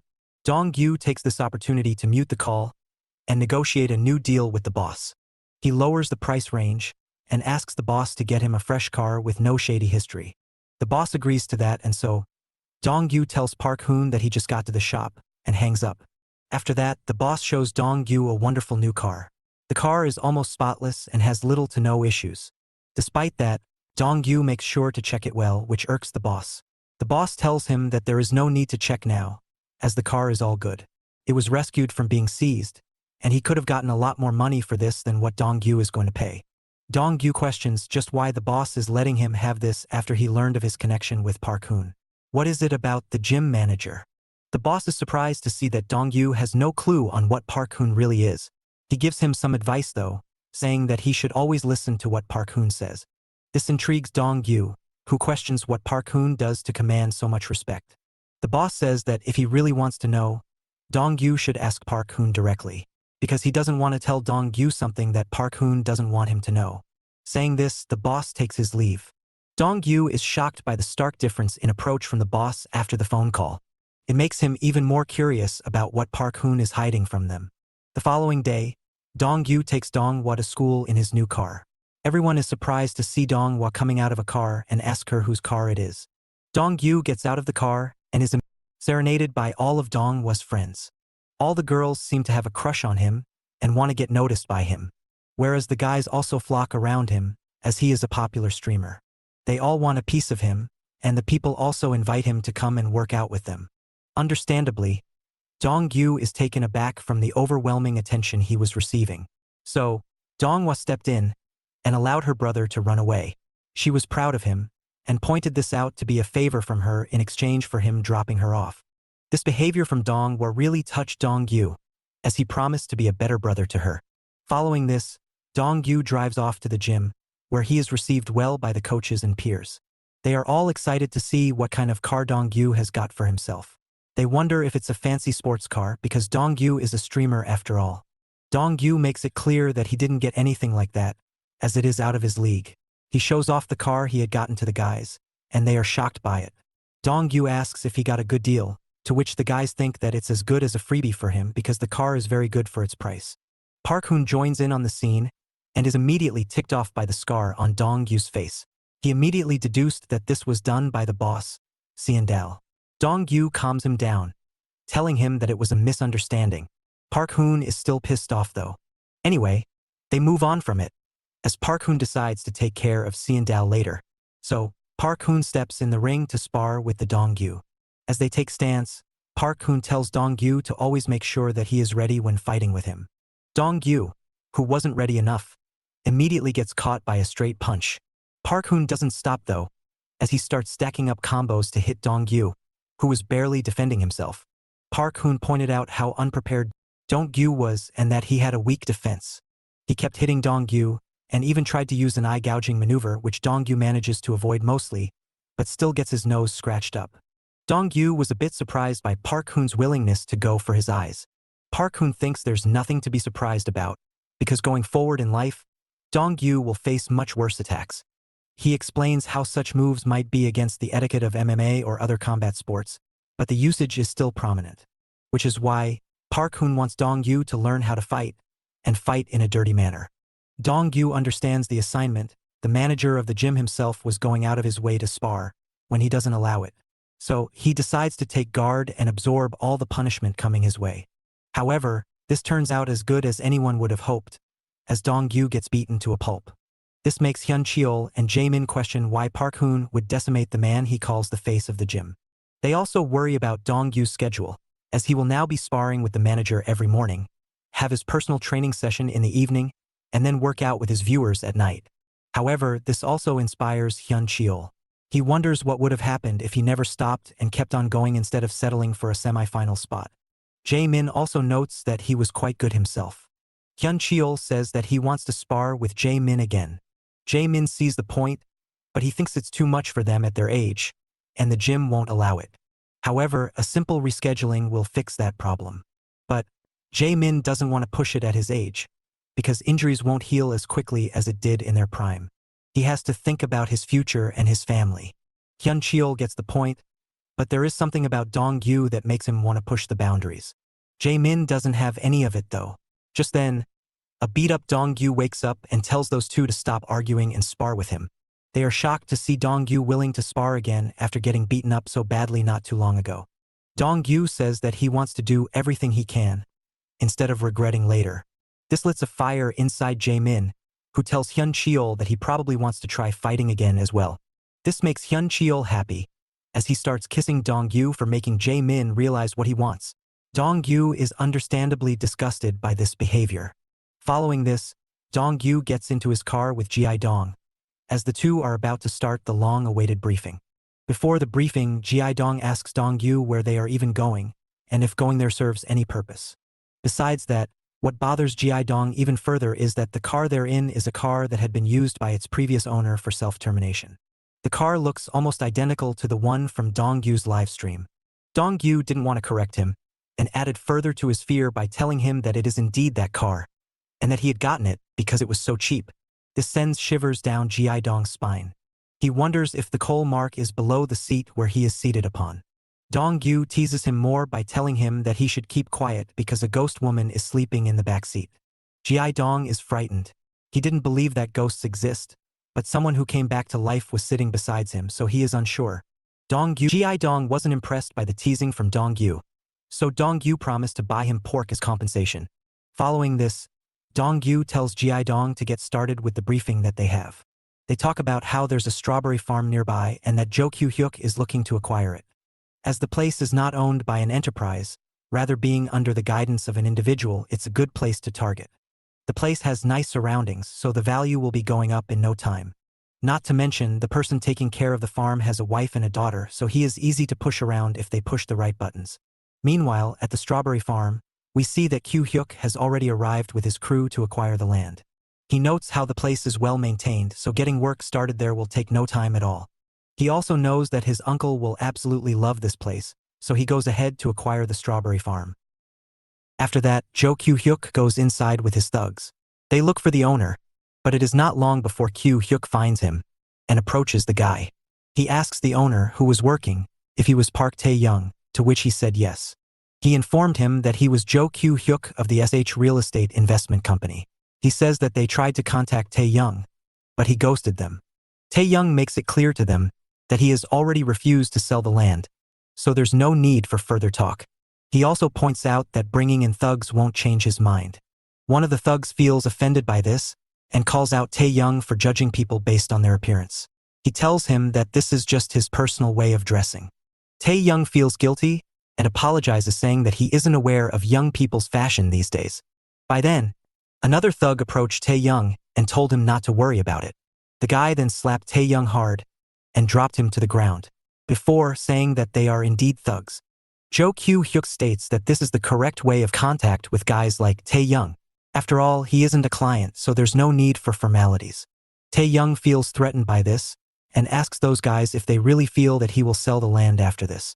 The thug makes it clear that he has to sell it to them and that there's no other way out of this.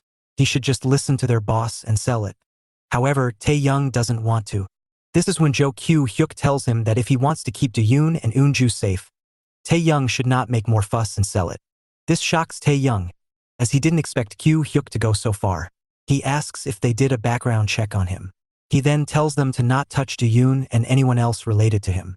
Subsequently, Tae-young vows to mess them up for acting like this with him. He says he will use all his contacts to make sure the law get to them. However, this makes the thugs laugh. They ask if by contacts, Tae-young means the few prosecutor friends he has. Or is he referring to the one friend who was working in a small-time business for 10 years and now works at restructuring? Saying this, the thug attacks Tae-young for trying to act mighty by kicking him in the face. Tae-young bleeds, as the thug tells him to not play stubborn anymore and get to terms. He assures Tae-young that not a single person would know of this, and that he will be let go safely if he agrees. He shoves the contract into his face and tells him to sign it. Tae-young cries and looks at the contract to see that the price is not ideal. He tells them that the price isn't even half of the current market price. The thug gets mad at him. He thinks that they're being too nice to him, and he is taking advantage of it. He tells him to sign it and get it done and dusted. Tae-young cries and begs for them to at least give him a fair price. He worked very hard on getting this place up and running. He has tons of debts on him, and the amount won't even cover for those debts. However, the thugs are in no mood to listen to him and tells him to just be wise and take whatever money he can through this. Otherwise, it will end very badly for him. Being left with no other choice, Park Tae-young reluctantly stamps the contract. He realizes that this is wrong, but he has to do it for their safety. He blames himself for all of it. According to him, he is ruining the future of his family by doing this, and it is all happening because he is incompetent. After getting everything done and over with, the real estate bullies are happy and gets ready to leave the place. Just then, the door to the farm slowly creaks open. Dong-gyu appears in front of them wearing a mask and a hoodie. One of the thugs recognize him from his past scuffle with Dong-gyu, and Dong-gyu wastes no time to go after him. He jumps in to throw a flying side kick to him. The kick attempt is blocked by the fat thug, who tries to immediately follow it up with a punch to Dong-gyu. However, Dong-gyu manages to dodge his punch attempt and set up the thug with a hook of his own. Jo Kyu-hyuk asks the other thug if this is the same guy who stole Gray from them at the coastal dock. As the fat guy falls down in front of them, Kyu-hyuk states that the fat guy made excuses last time. He said he was caught off guard, so will it be different this time? However, seeing the impact of Dong-gyu's punch, he realizes that it might not have been a fluke after all. The other thug then brings out his knife and assures Jo Kyu-hyuk that he is better than the fat guy. He vows to take down Dong-gyu with ease. The guy charges at Dong-gyu with the knife, while Dong-gyu dodged his strikes. Dong-gyu understands that a fight with a knife wielder is going to be tough, so he needs to pay attention. After concentrating further, he realizes that he can track the moves pretty easily. However, he is snapped back to reality, as the knife-wielding thug manages to cut him on the arm. The thug arrogantly says that there is no point in dodging a knife. No matter how skillful you are, a knife attack has no ends. He then asks Dong-gyu to answer his questions. He asks Dong-gyu's reasoning for coming to their place again. Does he intend to get beaten up that badly? If so, he is going to get it. To show it off more, the thug charges at Dong-gyu again and tries to strike him fatally with the knife. However, Dong-gyu is focused as manages to evade all the knife attack, frustrating the thug. Eventually, Dong-gyu makes enough of an opening to throw a left cross flush on the thug's nose, breaking it in the process. The punch makes the thug go down of his knees. As he bleeds out from his broken nose, the thug only gets more pissed off. He asks Dong-gyu if he really thinks that landing a lucky punch on him ends the fight. He declares that it's far from over, and comes back swinging with his knife with much more vigor this time. However, by now, Dong-gyu has him figured out. He easily tracks his movements to dodge the strikes. Suddenly, Dong-gyu catches an opening when the guy tries to stab him, so he throws an uppercut to the guy's elbow, disarming him. The thug falls down and screams out in agony. He exclaims that it hurts, and that if it weren't for him pulling back his arm, it would have been broken. He was doing this so that the fat bully could use the distraction and hit Dong-gyu from behind.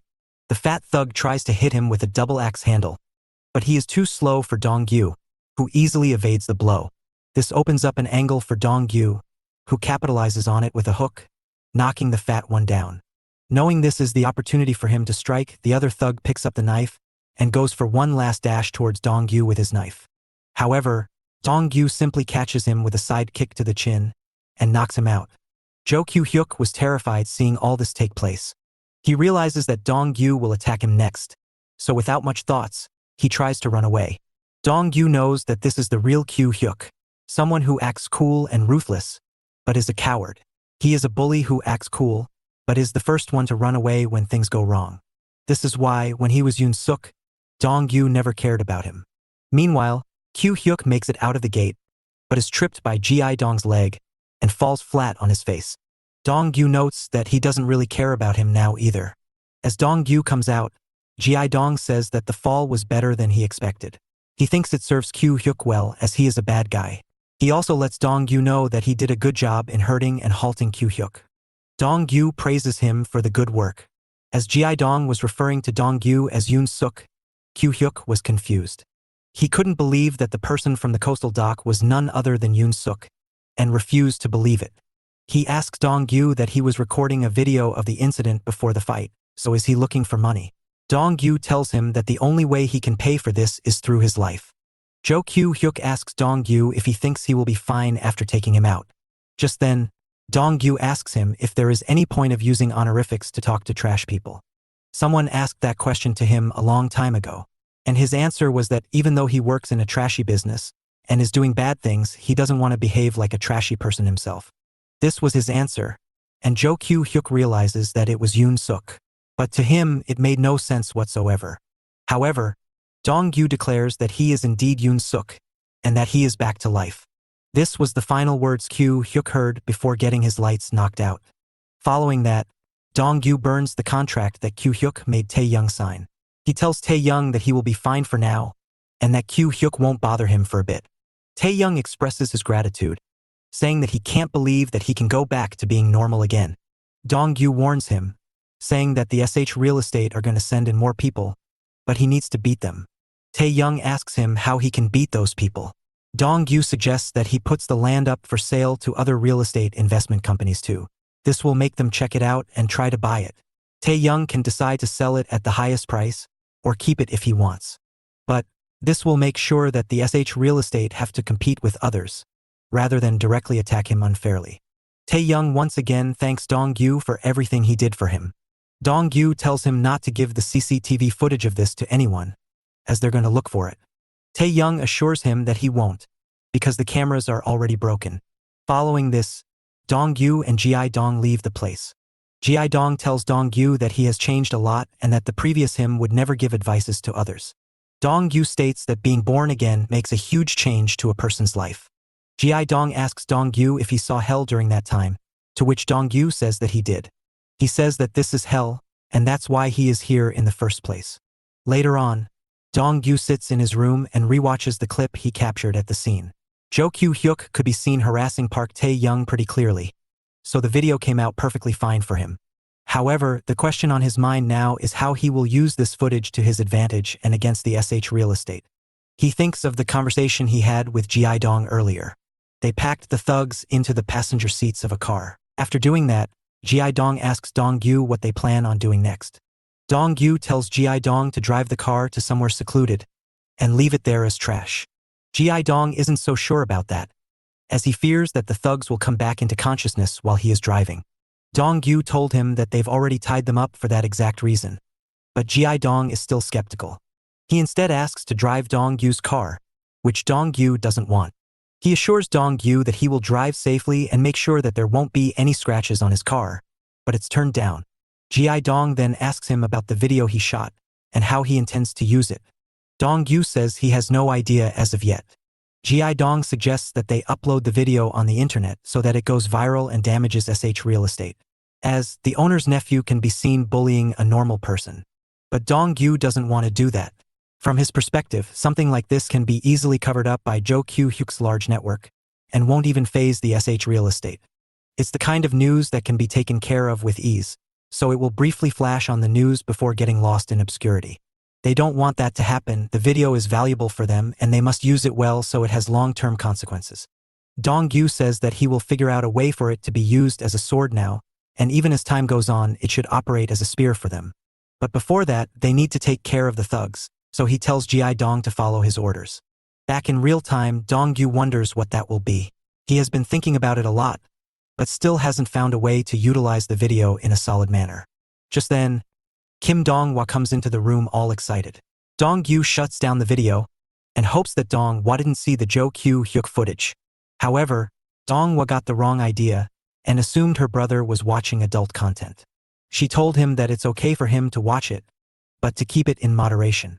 Dong-Yu is confused, as she talks about how it's all fine as long as his preferences aren't problematic, because that will get him in trouble. Besides, he shouldn't watch it too much, as it will make his bones weaker.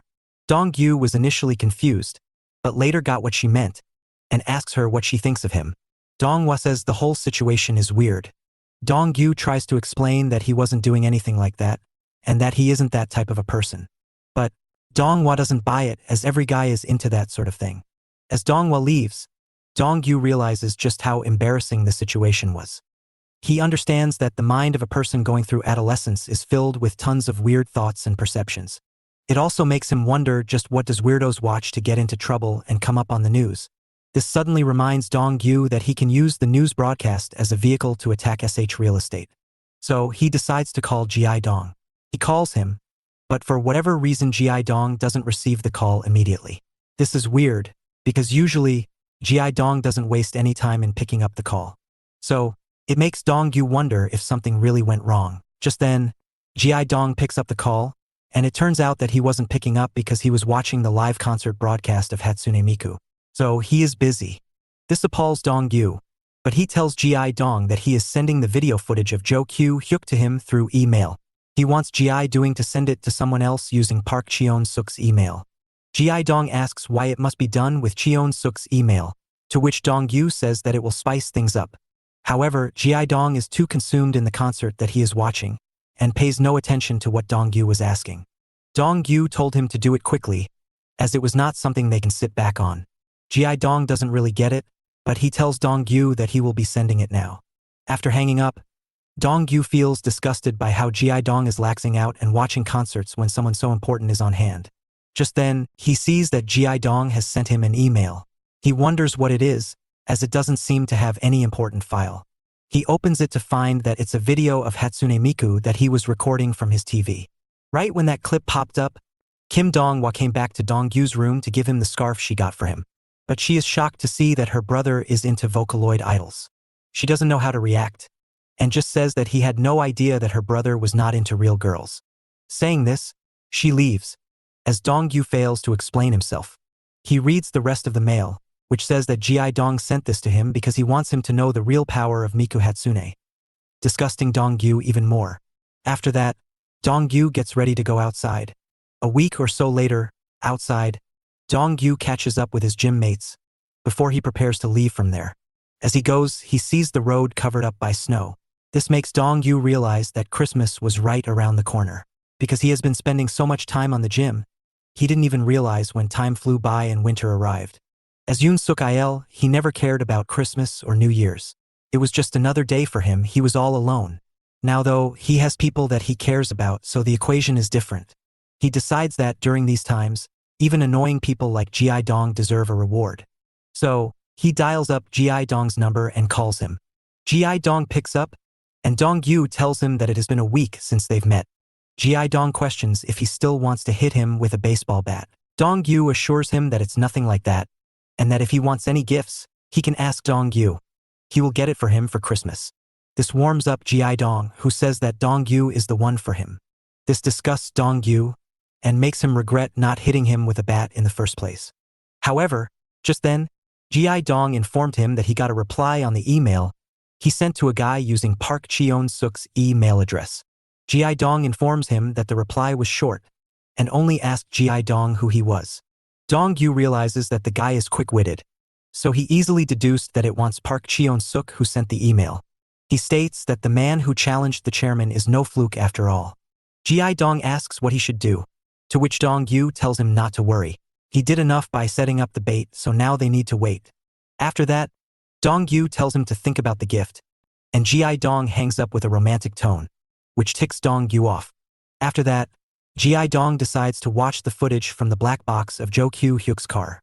There, Kyu-hyuk tells his lackey to take care of the first matter, and then go for Kim Dong-yu. The lackey notes that Dong-yu isn't an ordinary guy. Kyu-hyuk says that wasting someone like him is going to be sad. But if he refuses, they will kidnap his sister and make sure he never sees her again. Ji-dong is shocked after hearing this. Meanwhile, at the SH real estate office, Jo Kyu-hyuk is pissed, as he is covered in injuries. His lackeys inform him that they haven't yet found the guy who caused this. Kyu-hyuk snaps and asks why they haven't managed to find the guy even though they have spent so much time doing so. He questions their work ethic and their effectiveness when it comes to him. He asks if they think he is a fool, to which they say no. So he asks why they haven't found him yet. They state that they used perfect angles to avoid the camera so they couldn't track him. However, they've sent out kids looking for them, so it is only a matter of time before they find him. Kyu-hyuk asks just how he can trust incompetent guys like them.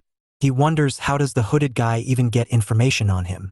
He asks if the two of them have been betraying him. Both of them deny it and state that their phones have been hacked, so they're using that to frame them.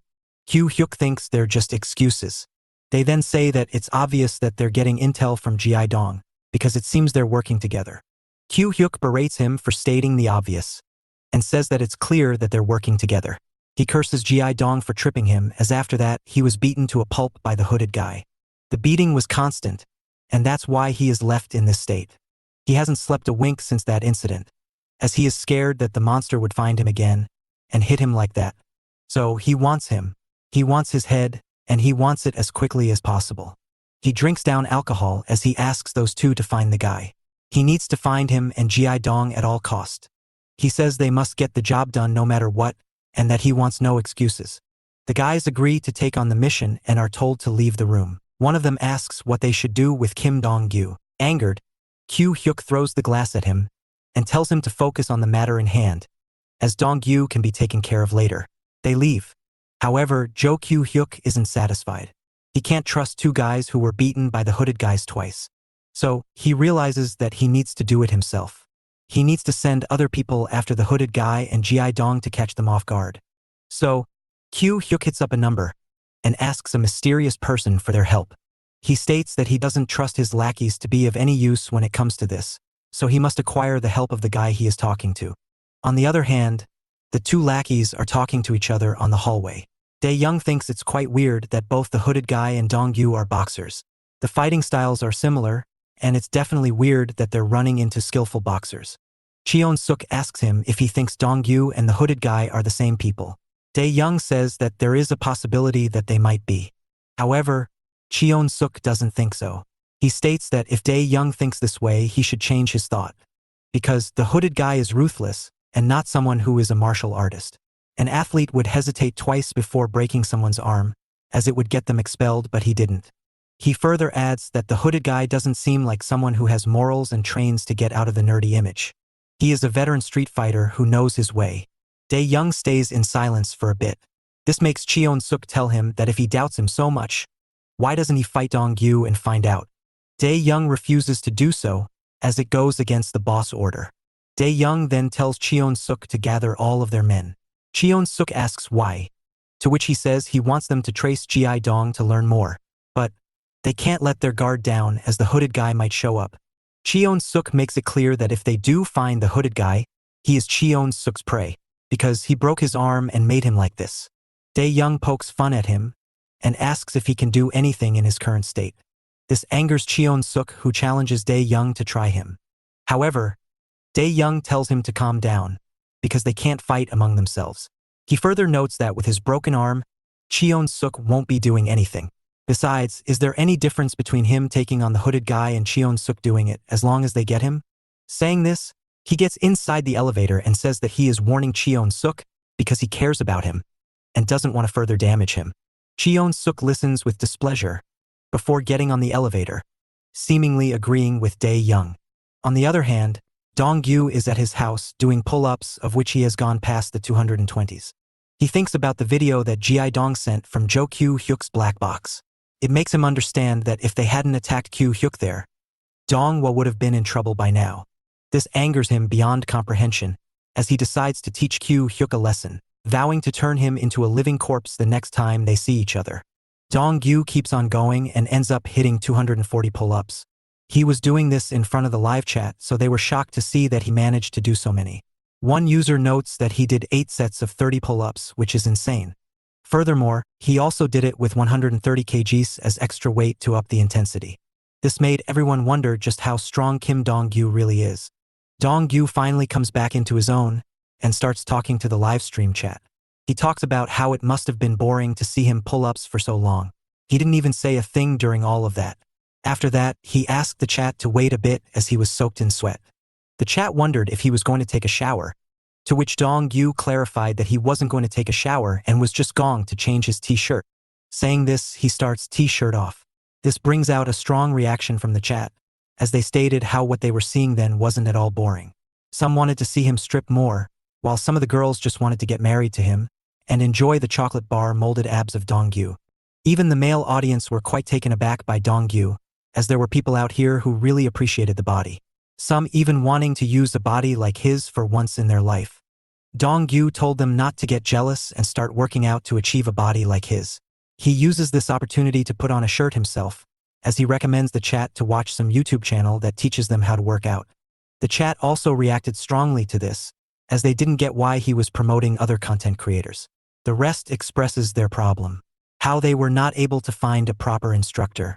Soulless workout videos are boring and hard to watch, whereas watching follow-along videos were tough too, and getting a personal session with a creator was not very engaging and required a lot of money. Dong-gyu checked out all the issues and decided to pick out a solution that helps him too. He asks the viewers to join him every Tuesday to Thursday at a particular time in a follow-along live stream. There, they can all train together. The chat reacts positively to this, and this makes Dong-gyu happy, as he had just gained a new type of content to do now. People in the chat were hyped up to join him and drop some weight, as they were being called things. One user notes that their younger brother is ashamed of their excessive weight. Seeing the younger brother part reminds Dong-gyu of his own younger sister, Dong-hwan. He then proceeds to ask the chat if he can look for their advice. The chat wondered if it was about cars, but it was not. Dong-gyu asked the chat what he should get as a gift for his younger sister for Christmas. This stops all the talk from the chat and makes Dong-gyu wonder if he asked something weird. To explain himself better, he elaborates to the chat, saying that he is just looking for a basic gift to thank her for her support and nothing more. The chat starts making fun of him, as they all start suggesting playful ideas of wanting to beat up their sisters. Brothers explained how it shouldn't even cross a brother's mind to buy something for their little sister. Whereas, the girls talk about how this is uncommon, as the only gift they get from their brothers are wrestling moves. Dong-gyu understands that his relationship with Dong-hwa is vastly different to most siblings, and decides to change the topic. So, he asks the audience again if they have any good suggestions for cars. The chat wondered why he was asking for a car again, and if he wanted to change it. Dong-gyu explained that it was for someone else in the gym, because the brothers' automobile shop had closed down. The suggestions start coming in. A user donates 100 balloons and asks Dong-gyu to check his DMs. Dong-gyu thanks them and checks the DM to see an almost new BMW car being put up for sale. The guy wanted to sell it because he had to go abroad, and so he offered it. Dong-gyu thought it was almost brand new and was sure that his gym bro would like it. So, he immediately texts his gym bro about the information and says that just this will be enough to convince him. Just then, there's a knock on the door. The chat wonders if his gym bro got too excited and came for a visit. However, it was just a delivery man. The delivery man tells Dong-gyu to sign the paper and take the package. He also asks for an additional autograph from him, as he recognized him as fitness streamer D-Day and identified as a fan. Dong-gyu told him that he doesn't have a sign, he can just write his name. The guy agrees and he does so. The guy then leaves happily. Dong-gyu smiles and realizes the magnitude of 300,000 subscribers, as it meant that even people nearby recognized him. He then prepared to come back, when he saw the chat still going on about the brother versus sister debate. Dong-gyu came forward and told them to stop fighting. They notice him and stop. Dong-gyu tells everyone that he just received a package. He then showed them that it was his real estate agent certificate. He thanks everyone for supporting him with his gym and education. The chat is overwhelmed with this. They are proud of Dong-gyu and congratulate him. They also tell him to use his words wisely from now, as he is a real estate agent. Right then, a user named Heiho sent a message asking for Dong-gyu's help. Dong-gyu asked them what it was about. Heiho wrote how they're struggling with their landlord. They had made payments to the landlord for months, but the landlord denied it. They showed the landlord proof of it happening and tried to meet face to face, but the landlord was stubborn. He wants them out. Now their moving date is near, and they don't know what to do. Dong-gyu considers the situation for a while, before telling Heiho that he will be handling it. After that, we can see Duck Bae, the streamer, was waiting for Dong-gyu in the parking lot. Dong-gyu arrives there and they greet each other. The user Heiho was Duck Bae and he is the one Dong-gyu has to help with the landlord issue. Duck Bae expresses how it was surprising for him when Dong-gyu hit him up first to have a meeting. Dong-gyu tells him that there was no way he was going to sit still when Duck Bae told him about his big issue. Duck Bae is glad and praises Dong-gyu for being as nice as he is. He then tells Dong-gyu to follow him, as he was going to give him a tour of his house. Once in the hallway, Duck Bae suggests they start streaming this occasion for the viewers. He suggests that they start off here in the hallway, and once inside, the stream can proceed as an hour tour. Dong-gyu thinks that's a good idea and is on board. Duck Bae clarifies that he is asking Dong-gyu to start the stream on his channel. However, Dong-gyu doesn't want that. According to him, it should be done by someone who is experienced at collaborations, and that is not him. Duck Bae says that Dong-gyu is already familiar with his channel, so it's not a big deal. Dong-gyu asks Duck Bae about his streaming schedule and how he hasn't been making videos as of late. Duck Bae explains that it is because of his personal problems that he stopped streaming. The landlord told him that the money he paid won't be refunded, so that had him worried. Dong-gyu tells him to turn on the stream and broadcast the procedure of him solving the issue live to the audience. Duck Bae understands just how sharp Dong-gyu is. Not only is he helping Duck Bae out, but also making content out of it. Eventually, Duck Bae agrees as he can't deny Dong-gyu, and so for the first time in ages he starts a stream. Initially, Duck Bae was feeling awkward, as he hasn't streamed in a while, but the viewers' response was largely positive. They were waiting for a stream by him to check up on him. Duck Bae finally appears in front of the camera and tells everyone that he is doing just fine thanks to their wishes. He then pumps himself up to do the intro again, and so he does. He does an energetic intro which is received well largely. They like his cuteness. Duck Bae subsequently introduces the guest of today's collaboration stream, none other than D-Day himself, Kim Dong-gyu. The chat goes crazy seeing the handsome Dong-gyu, claiming that he will look good even if he wears a rice bag. Duck Bae jokingly asks the audience just what it is that differentiates someone like him and Dong-gyu, to which Dong-gyu replies saying that even Duck Bae has his own charm that is cute.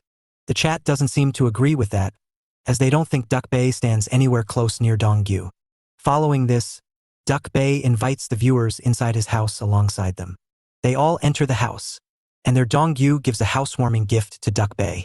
The chat thinks this shows just how nice of a guy Dong-gyu is. Duck Bae tells him that it wasn't necessary, but Dong-gyu tells him that it would have been awkward to come empty-handed. He also promises to get a more proper gift for him next time. They proceed with the house touring portion of the stream. Dong-gyu is quite impressed by the house. It has 3 rooms, a bathroom and a veranda, all in roughly 105 square meters.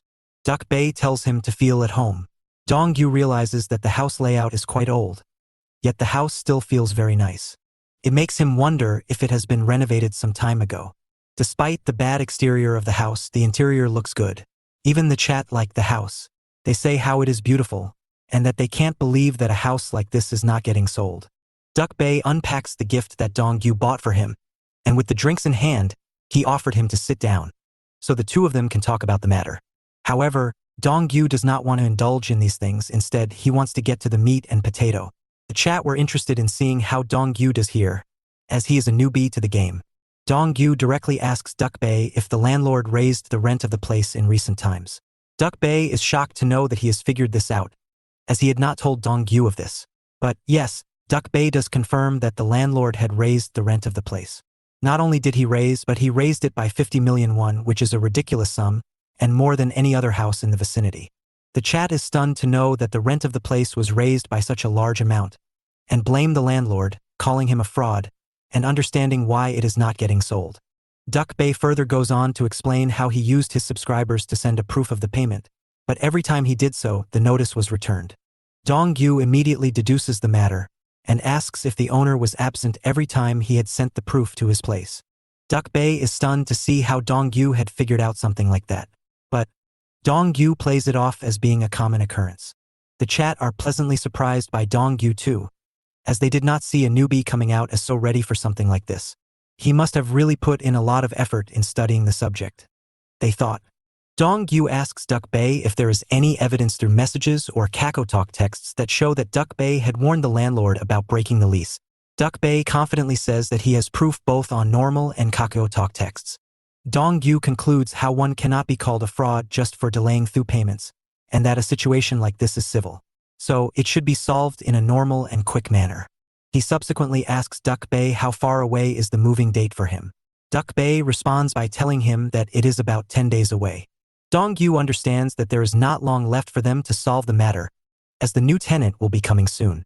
So he asks Duck-bae if he has enough fund on him to save himself for now. Duck-bae admits that he does have enough money to keep things under control for now. The chat is relieved to know that he at least has the necessary money, or else he would have been in deep trouble by now. Dong-gyu then gives Duck-bae the lease agreement and another file for him to keep. Duck-bae gets the lease agreement, but he asks what purpose does the other file hold. Dong-gyu tells him that is a list of things that Duck-bae needs to do. He advises him to attach these things to the video while editing, as this will make it easier for the people to understand it. Duck-bae reads the file and is immediately flabbergasted, while Dong-gyu tells him to get ready to go to court. Duck-bae drops the file, as he is shocked to know that they were going to the court. Later, after getting the court work done, Duck-bae once again started streaming. He looked considerably more worn out after the court work.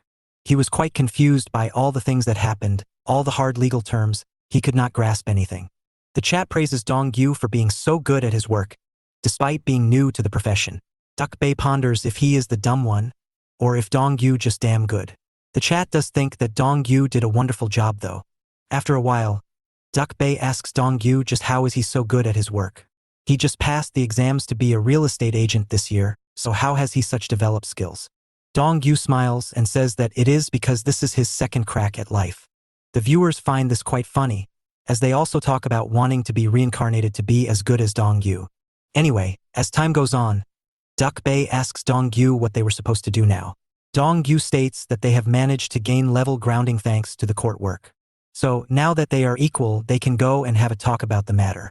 Following this, Duck-bae and Dong-gyu arrive at the place. However, the place is not really fancy. Duck-bae questions if this really is the place, to which Dong-gyu confirms it. The chat are divided on their opinion on the place. Some of them do not understand why the landlord would live in a junkyard, whereas some other people said that it could be possible that he chose the low-key area to hide himself, when on the inside it very well could be a palace. However, one user asked how does Dong-gyu know about the landlord's address, as even Duck-bae does not know. Duck-bae notices the message and asks the same question to Dong-gyu. Put on the spot, Dong-gyu explains how he had done some background research on the landlord before coming to meet Duck-bae. Duck-bae connects the dots and understands why Dong-gyu was late to come to meet him. The chat praises Dong-gyu for his thinking and the way he prepared for the scenario. Dong-gyu adds how he thought this would end quickly, but it seems like it will take time as all sides are being careful. After this, Dong-gyu gives Duck-bae a paper chit. Duck-bae wonders what it is, so Dong-gyu tells him that it is the number he got when he visited the real estate. Duck-bae asks if this is the trump card that they need. The chat also wondered if one could call the number if the landlord refused to return the money. A flashback is shown of Dong-gyu going around places to gather information on the landlord.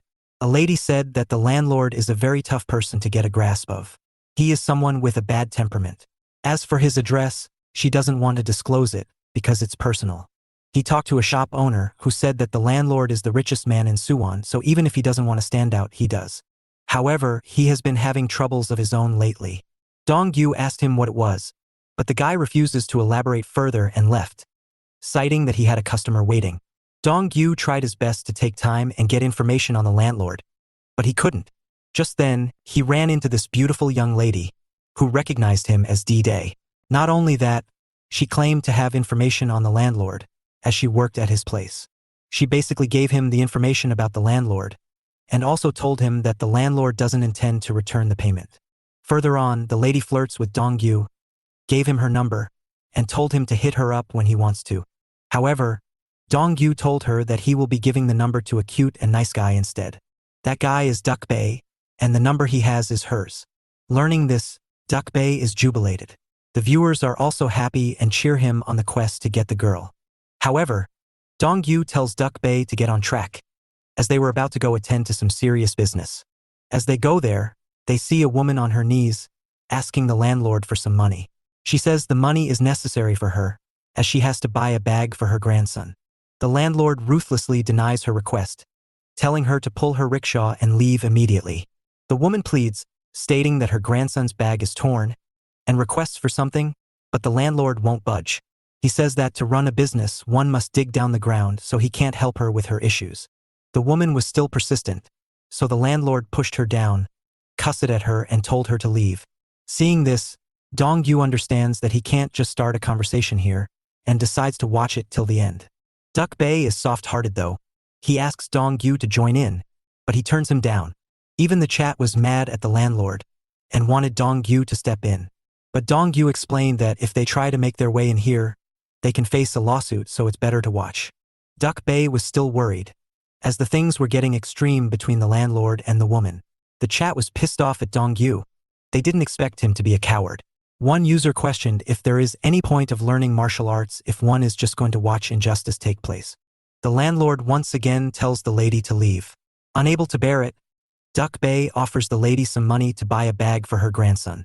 The chat cheers him on for this, and declare him as a genuinely nice soul. The lady is happy too, but with psychotic eyes, she asks Duck-bae if he had more. Reluctantly, Duck-bae got out some money, which the lady snatched from his hand and left. The chat were left a bit perplexed after this. The landlord lashes out at Duck-bae for being an idiot. Duck-bae says he isn't an idiot, and that the landlord was going too far. The landlord then reveals that the lady is a psycho who was lying. She isn't going to buy anything for her grandson. She even got kicked out of her house by her husband. She is an avid drinker who has gone mad. Duck-bae is left shocked, and so are the viewers. Duck-bae asks if that means that the lady was going to misuse his money. The landlord confirms it, saying that the lady is now going to use this money to buy a week worth of booze, and only drink and not eat anything solid on top of it. The landlord goes on to call Duck-bae an idiot again, saying that no wise man would give their money away to someone they have no background on. The viewers are shocked to know the truth about the situation, and regret what happened. Anyway, the conversation moves forward, as the landlord deduces that they are surely not there to do junk business, so what are they there for? Dong-gyu speaks up and tells him that they are coming from the particular apartment, and want to talk about the payment being made, and how it is not being refunded now. The mere mention of this topic pisses off the landlord so much, that he yells at them wildly. He asks them if they are there to threaten him about it. Dong-gyu makes it clear that they are there to have a normal conversation, and that they are here to settle things in a good way. The chat are appalled by the landlord's behavior, and think of him as someone who can't have a civil conversation. The landlord makes it clear that he has no intention of speaking to an idiot like Duck-bae. Dong-gyu swiftly replied saying that if he does not want to talk to Duck-bae, he should just talk to him, a real estate agent, and that they can handle it in the court if the landlord intends to do so. The fact that he is a real estate agent and mentioned the court makes the landlord wonder if they are looking to go forward with a lawsuit. Dong-gyu clarifies that they have not filed a lawsuit, and that they have only filed for lease registration as of now. However, they will decide on whether or not they want to file a lawsuit in the future based on how their conversations go. This makes the landlord even more irate, as he points out how they are here to threaten him after all, and that their talking is just a facade. Dong-gyu says that if he does not wish to talk any further, then they can just talk about some business. He mentions that he has just the kind of land that the landlord is craving for. He mentions that he has two kinds of land on him. The first one is perfect as a burial site, whereas the other is good for children to play around freely. This seemingly pushes a button for the landlord, who asks him if he has done extensive research on him. The chat are convinced that the landlord has had enough, and that the fists are about to fly. However, Dong-yu calms down the situation by telling the landlord that this is the best opportunity he will get to take care of two lifelong aspirations. The landlord is skeptical, and said that he just does not give money to anyone based on their talk. Dong-yu asks if he has to show him the land first, to which the landlord says he is quite sharp. Dong-yu says that this is a skill that is required to succeed in the business. The landlord is unsure, as he says that Dong-yu is doing nothing but involving himself in matters that he has nothing to do with. The chat see his reluctance, and immediately start talking about how he should just shut up and take the land. Following this, Dong-yu asks the landlord if he is free today to see the land in question. The landlord asks Dong-yu if he is the eager type of person. To follow up on that, Dong-yu lets him know that he does not like to keep work pending, so he gets it done with as soon as possible. The landlord says that he has some work to attend to today, so he cannot go with him to check out the land. The chat is shocked to hear that the landlord has his own work too. They thought he does the junk business as a hobby, but maybe he is serious about it. Dong-yu asks him if he is free to check out the land tomorrow then, to which the boss tells him to come see him at 7 a.m. tomorrow. They all mutually agree to that. However, the landlord makes it clear that he only expects to see Dong-yu, because he does not like to deal with idiots like Duck-bae. This expectedly hurts Duck-bae, and the viewers also feel bad for him as he was scammed for money, and now he is being called an idiot. However, Dong-yu comes to his defense, saying that he does not think that Duck-bae is an idiot. If anything, he is just a nice person who helped someone out. Just because the person deceived him does not mean that he is at fault. The landlord argues that it is indeed his fault, because one should do some thinking without giving in to these things. The chat sides with Dong-yu, as they also believe that the victims are often treated badly by people who say they are at fault for being deceived. Anyway, the landlord tells them to get lost, as he does not have time for them, and tells them to make sure that they are not late tomorrow. Later, as Duck-bae and Dong-yu were going back in the car, the stream continued. The viewers tried their best to cheer up Duck-bae, but he was still sad. He considered himself an idiot for doing what he did. He wonders if the woman is going to buy alcohol with the money she took from him. Dong-yu tells him that it was not his fault, he was just being helpful. Duck-bae says that Dong-yu warned him against saying anything. Dong-yu explains that it is just his nature to see how things unfold rather than getting involved. He says that he had no idea that the woman was going to do something so bad. This makes Duck-bae feel more secure and the fans agree. But in actuality, Dong-yu did get a hunch, but telling Duck-bae would make him sad. The talk was then going on about the landlord and his rude behavior when Dong-yu informed him about the landlord's goal. He wants to create an orphanage for children. That is his goal. This shocks Duck-bae, as he had no clue that the landlord was doing such a noble deed. Even the viewers were shocked by this bit of information. They were thinking about how one should not judge a book by its cover. Dong-yu read the room, and understood that there is no point in continuing the topic, and wanted to change it. So, he suggested to Duck-bae to call the number he gave him earlier. This immediately boosts the mood of Duck-bae, as he gets flustered.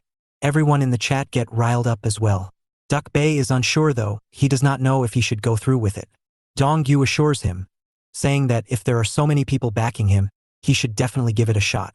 Duck-bae gets ready, and the chat cheers him on, so that he can finally get a girlfriend and escape the matrix of singlehood. The next day, Dong-yu, along with the landlord, went to see the land. It was a place unlike any other. Dong-yu first found this land when he was Yoon Suk-il. The owner of this land never put this place for sale on the market, because he was fine with it not being sold.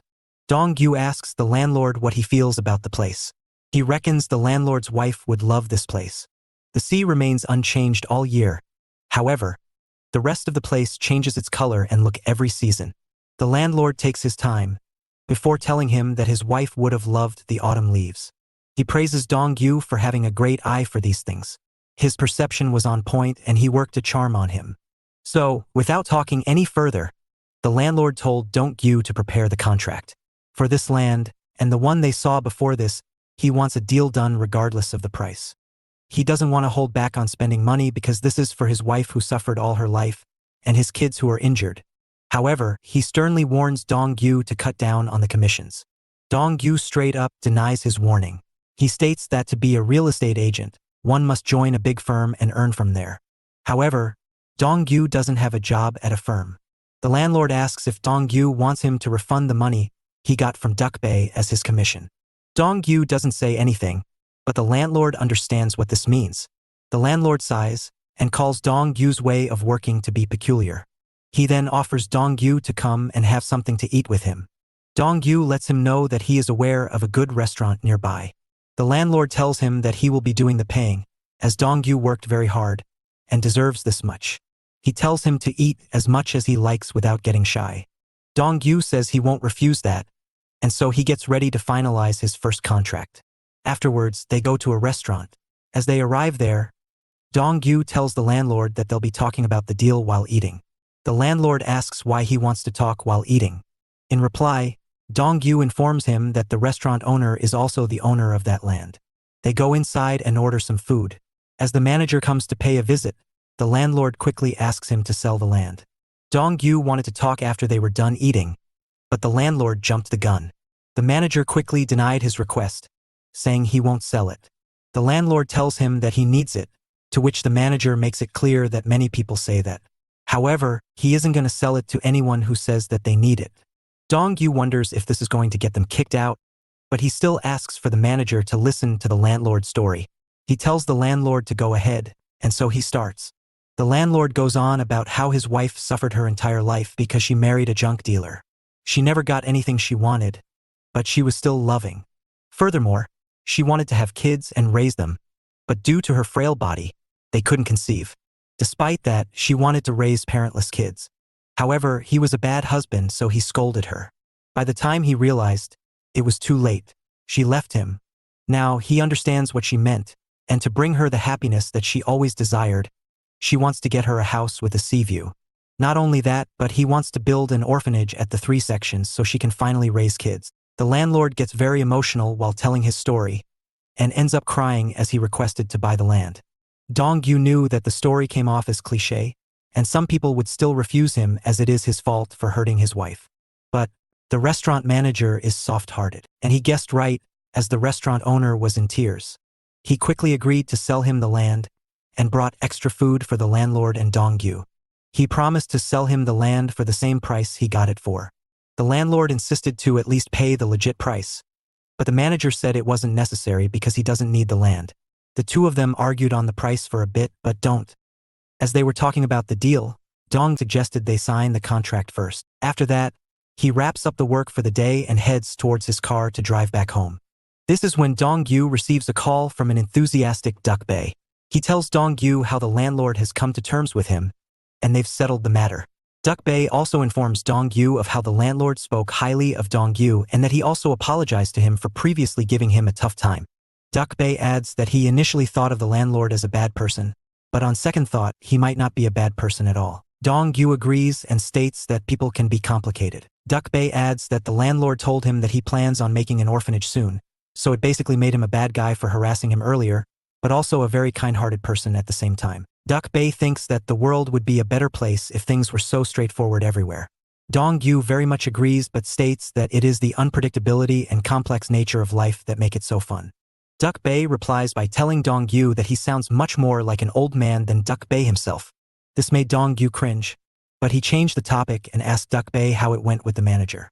Duk-bae informs him that he has set up a dinner with the manager and that the lady called him cute. Dong-gyu adds that he did tell her that Duk-bae was cute, which makes Duk-bae very happy. Once again, Dong-gyu cringes. Afterwards, Duk-bae promises to treat Dong-gyu properly when they next meet and tells him to drive safely. After hanging up, Dong-gyu ponders how people are too complicated to categorize into just good and bad. They're all a mixed bunch. That being said, some people do lean on one side more than the other. He recalls how the chairman is a dastardly person and came off as pure evil. On the other hand, someone like the restaurant owner today is someone who is too kind and nice. He reminisces about his life as Yoon Suk. Before he joined up with SH, he recalls visiting this guy's restaurant to sign up for his first deal. Yoon Suk was a nervous mess and ended up spilling his files all over the place, annoying people. Naturally, most people would be angered by his clumsiness, but the restaurant owner was kind and behaved very nicely with him. That being said, he did kick Yoon Suk out when he told the restaurant owner to sell his land. But that much is natural. He also recalls how the guy was still wearing the same pink apron that he was wearing today. This makes Dong-gyu notice how his past memories are still quite vivid. This is also kinda off-putting, as his memories were unusually clear. He wonders why he remembers something that happened years ago with such detail and clear precision. It makes him wonder if these are the side effects of coming back to life. Dong-gyu's past memories are quite clear too. However, he thinks he can use Yoon Suk's memories to get an advantage in many fields. As for Dong-gyu's memories, well, they were quite clear. So clear in fact that it made him feel like he had gone through 2 different military enlistments, which was quite the nuisance to remember. So that was a bad side to it. That being said, Dong-gyu also wanted to keep his mind open to detecting actual side effects as well. After this, Dong-gyu goes to the gym to do his regular scheduled sparring session with the manager, Park Hoon. Park Hoon shakes him up right away with a hook to the body. He follows it up with a few more punches and knee strikes, which Dong-gyu manages to step away from. Park Hoon then asks Dong-gyu why he didn't come to training yesterday. Dong-gyu informs him that he had some work to do with Duck Bay, which caused him to miss training. Dong-gyu also noted to himself how Park Hoon's attacks weren't exactly fast, but they were quite unpredictable. Park Hoon subsequently tells him that they should double the intensity of the training and make up for the missed day. Almost instantly, Park Hoon turns it up with a strong uppercut, which Dong-gyu only barely blocks. Dong-gyu was shocked by how Park Hoon had suddenly gotten faster and decided to pay more attention to Park Hoon's attacks. So, when Park Hoon was throwing a straight hand towards him, Dong-gyu guessed that he was going for his throat, enabling him to block that spot. However, Park Hoon just grabs his hand and uses that to pivot and spin to get an open view of Dong-gyu's face. This allowed Park Hoon a free strike to the face, and he used it to knock down Dong-gyu. Shocked, Dong-gyu had assumed that the manager might have gone a bit easier, but he was not pulling punches. The manager was, in fact, a bit disappointed at Dong-gyu not being skilled enough to hang with him. Hyun Cheol visits Dong-gyu, asking him if he is okay. Dong-gyu responds by saying that his head was ringing a bit. Worried, Hyun Cheol starts checking on him, wondering if he had gotten a concussion. However, his forceful nature made Dong-gyu feel like his neck was going to crack. To see if Dong-gyu had been concussed, Hyun Cheol asked him if he had forgotten about taking Hyun Cheol to see a car offered to him by his viewer. Dong-gyu replies by saying he hadn't, which made Hyun Cheol feel better. Actually, after Dong-gyu had gotten his car, a viewer had contacted him, telling him that he had a great car that he should buy. As such, Dong-gyu told Hyun Cheol about it, who was excited. Dong-gyu subsequently asks Hyun Cheol if he wasn't being a bit too enthusiastic, considering he hadn't even seen the car yet.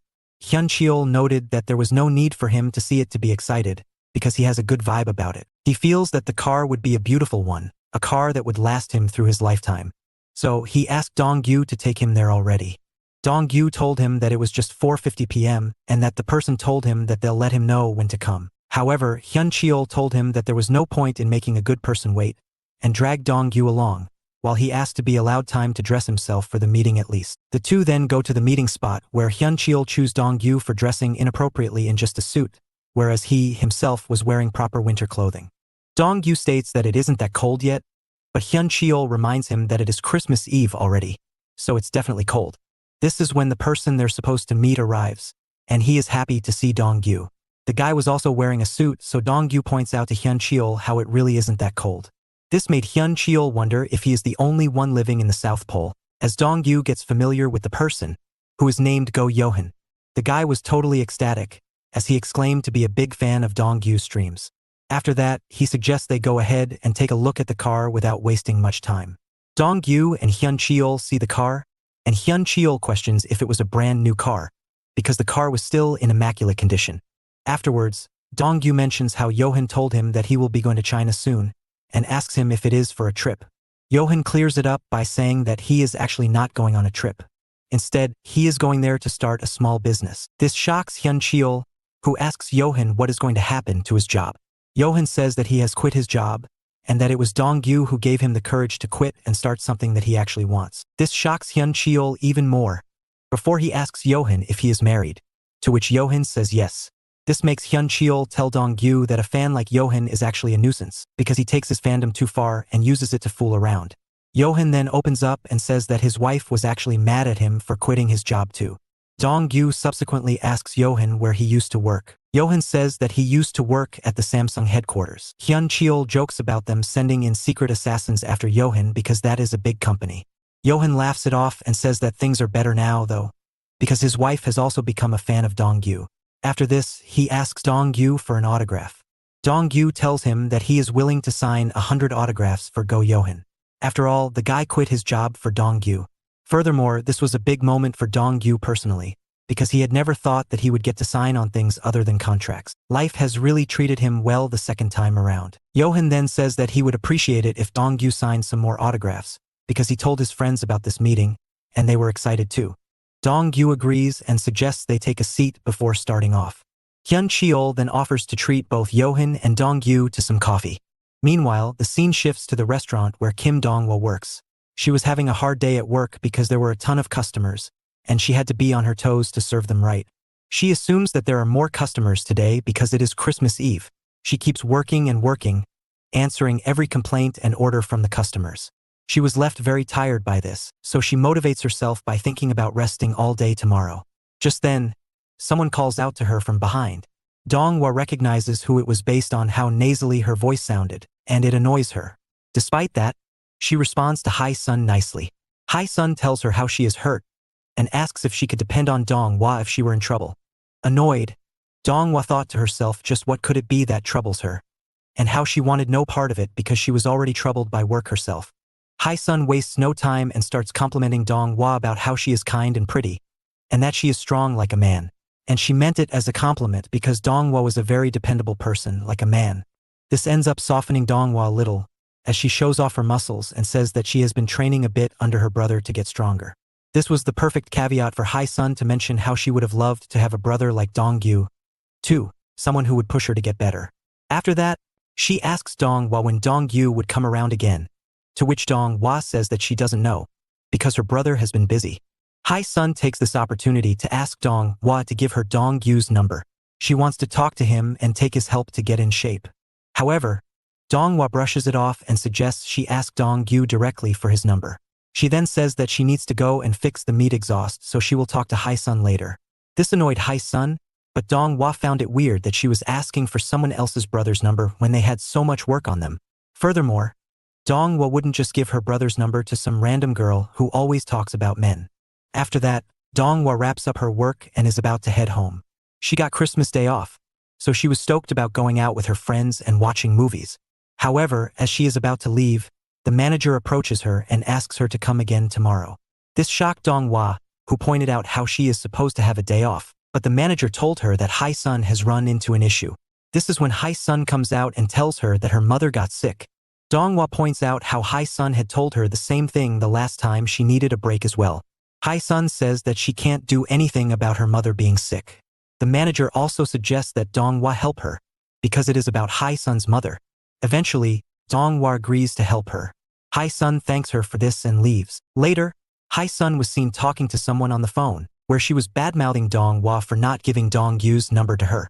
She mentions how she lied about her mother being sick to make Dong-hwa work extra, and that she wants to beat Dong-hwa badly. However, because her brother is always looking out for her, it is hard to pull it off. Just then, Kim Dong-gyu himself comes to Hai-sun. This shocks her and makes her quickly hang up the call and pray that Dong-gyu didn't just catch him red-handed. Dong-gyu doesn't talk about anything like that, though, and asks Hai-sun if Dong-hwa left for home after work. She says that Dong-hwa did, prompting Dong-gyu to admit that he missed his timing. Hai-sun also chimes in by adding how Dong-hwa is a fast walker. She assumes that Dong-gyu didn't hear what she was saying beforehand, so she decides to shoot her shot. She asks for Dong-gyu's number for some one-on-one exercise lesson. To her surprise, Dong-gyu brought his phone out. She liked his face a lot and thought that it made up for the age gap between them. She also knows that Dong-gyu earns a lot through live streaming, so if she can get along with him, she can just quit her job and live off of him. However, instead of giving her his contact, Dong-gyu plays a recording of Hai-sun cursing out Dong-hwa. He subsequently states that he won't give his contact to a person who thinks badly of his sister and wants to cause her harm. Later at home, Dong-gyu tells the story to Dong-hwa, who finds it very funny. She adds how she felt relieved knowing this, and that she knew that Hai-sun was a liar. She also mentions how she would have loved to be there when Dong-gyu rejected Hai-sun and sees her face of disappointment. She then asks him to send her the voice recording of Hai-sun getting caught, saying she can make good use of it. Dong-yu gives it to her, which makes Dong-hwa happy, and she declares it the best Christmas gift she could have gotten. This is when Dong-yu reveals that he has actually brought her a real Christmas gift. He shows her the gift he got for her, which was a camera. This shocked Dong-hwa, who asked what she was supposed to do now that he had brought this gift. Worried, Dong-yu asks if the model was too outdated, to which Dong-hwa reveals that she has also bought the exact same camera as a gift for him. Dong-yu states that he got it for her because she looked interested in videography, while Dong-hwa replies by saying that she shoots video for him only. Regardless, she adds that she felt the work she was doing for him was not good enough, so a high-quality camera would actually be of help. Dong-yu also thanks her for getting him the camera, because he was finding it hard to shoot videos using his phone only. After this, the two of them decide to mark their cameras to know which one belongs to whom. Next up, at Gi Dong's house, Dong-yu shows up with a custom-built PC, which stuns Gi Dong. He could not believe that a tech noob like Dong-yu could end up getting him such a great PC. Although it was Gi Dong himself who gave Dong-yu a list of things required for the PC, he is still surprised that Dong-yu managed to get all the authentic parts and build him a perfect PC. This was weird considering Yoon Suk, before he became Dong-yu, had no knowledge of these things. Dong-yu explains that he still does not have any knowledge or interest in these things, but the body he occupies currently has a great grasp of tech-related things, so it is really the original Dong-yu's mind that has helped him. Gi Dong finds this whole thing of the body having its own memories and knowledge to be very stupendous, but Dong-yu cross-questioned him by asking him if he doesn't also find this whole thing of him reincarnating in a different body to be ridiculous as well. Gi Dong then asks him if the current him is Yoon Suk with Dong-yu's body, or if it is Dong-yu with Yoon Suk's memories. This was quite the question, truth be told, but Dong-yu avoids it by saying that it does not matter, because he is still Yoon Suk at heart. He then suggested they eat the food he had prepared for them instead of engaging in useless talk. Gi Dong tries out the food, and he is surprised by how well Dong-yu had cooked it. He asks him if this cooking trait is also given to him by his body, or something that he had in the past as well. Dong-yu says that back when he was Yoon Suk, he would often eat alone, so that is when learned how to cook. Gi Dong jokes and calls Dong-yu a lonely kind of guy, but Dong-yu claps back by pointing out how Gi Dong was essentially the same and had no right to mock him for that. Gi Dong flusters and mentions that he still has someone he can eat with. This interests Dong-yu, who asks Gi Dong who it was. Gi Dong says it is an acquaintance with whom he happens to get along, and that the person is kind. This alerts Dong-yu even more, and he tells Gi Dong to call up the person and tell them to meet up with him soon. Gi Dong begins to do so, as Dong-yu thinks about how he would normally believe a bad person calling another person kind. However, when a kind person calls someone else kind, it is a bad sign, because there are tons of people who take advantage of others' kindness and cause them harm later on. So, this person whom Gi Dong mentioned had to be investigated. The next morning, Gi Dong and Dong-yu call the person outside Gi Dong's residence. Gi Dong was a bit hesitant, and so was the person whom he referred to as Little Bro. The person mentioned how they were walking their way to Gi Dong's place, because transports were not working. They were also constantly asking Gi Dong if something was wrong. Sensing the person was close by, Dong-yu tells Gi Dong to go inside, which he hesitantly agrees to. Meanwhile, Dong-yu wonders just what kind of person he is about to face, and if they are planning to attack Gi Dong right away. If so, the only way to stop that person would be to take their life, but he wondered if he could even do something like that. Soon enough, the person had arrived, but their clothing was padded up, and their face was covered as a result of them donning a hooded jacket and a mask. This made it hard for Dong-yu to decipher who it was. The person was also shocked to see Dong-yu there instead of Gi Dong, and without much hesitation, the person charged headfirst to attack Dong-yu, asking him if he had done anything to Gi Dong. Dong-yu understood that this person seemingly cared for Gi Dong, or else they would not have charged in so carelessly. To stop them, Dong-yu sidesteps their punch and hits them with a punch to the gut, as he breathes a sigh of relief knowing this person was not a spy sent by Jo Kyu-hyuk. The person was shaken up by the punch, but they still huffed and asked Dong-yu who he was, and why he was there instead of Gi Dong. Dong-yu decides to rile this person up a little more and see how they act. So, he tells the person to guess what happened to Gi Dong by themselves and throws another punch. To his shock, the person seemingly disappeared from his sight. The person not only managed to dodge the punch, but they also secured a good enough position to try and throw a punch of their own. However, Dong-yu manages to dodge it. He does note that the person was quite sharp and their movement was nimble, which indicated that this person was trained in boxing. Even though the person tried their best to outbox Dong-yu, he had them figured out, and so, he managed to catch them up with a counterpunch of his own. Finally, to put the finishing touch on them, Dong-yu hits them with a side kick, sending the person crashing back. Dong-yu thought this was it, but the person still got up. This shocked Dong-yu, as he wondered how this person could tank such a powerful kick from him and still manage to get back up and get ready to fight again. He understood that the person he was taking on was no ordinary chump, so now he had to go ahead and get serious. Dong-yu charged in to attack as the person took a boxer stance. However, Dong-yu outsmarts them by not going for a punch and instead going to get a grab of their jacket. Once he gets a handful of their clothing, Dong-yu lands a perfectly executed judo slam to take the person out. After that, Dong-yu asked the person just what a person as strong as they were doing with Ji-dong. But to his surprise, the person turns out to be a girl. This is when Ji-dong comes running in, calling out to the person by their name, Bong-soon. Annoyed, Dong-yu asked what Ji-dong was doing when he told him to go back inside the house. But Ji-dong helps Bong-soon get up and declares to Dong-yu that Bong-soon is the person he loves. He gets all teary-eyed as he feels bad for her and bad for Dong-yu for not knowing the value of love. Later, the three of them go back to the house, where Ji-dong attends to Bong-soon's wounds. Ji-dong asks Dong-yu how he could hit someone as fragile and innocent as her. Dong-yu finds this ridiculous, as Bong-soon was anything but fragile, but Ji-dong tells him he won't get it. Dong-yu somewhat understands him, though. After all, the place he was living in was in a remote area, surrounded by trees and trees only. It is only natural for a timid man like him to feel lonely and develop a connection with someone. Dong-yu also sees this as his fault because Ji-dong was on the run because of Jo Kyu-hyuk, who was targeting them because of Dong-yu. If it weren't for that, Ji-dong would probably be in the city, enjoying a proper and happy Christmas with his friends. Bong-soon then speaks up and asks Ji-dong who Dong-yu was.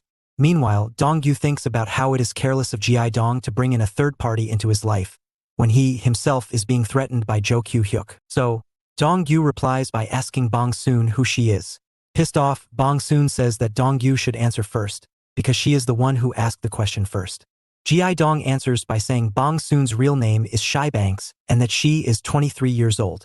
This pisses off Bong-soon. Sensing things were getting heated, Ji-dong tells Bong-soon to wait outside for a bit, and he says so with a cute face and a childish voice to please her.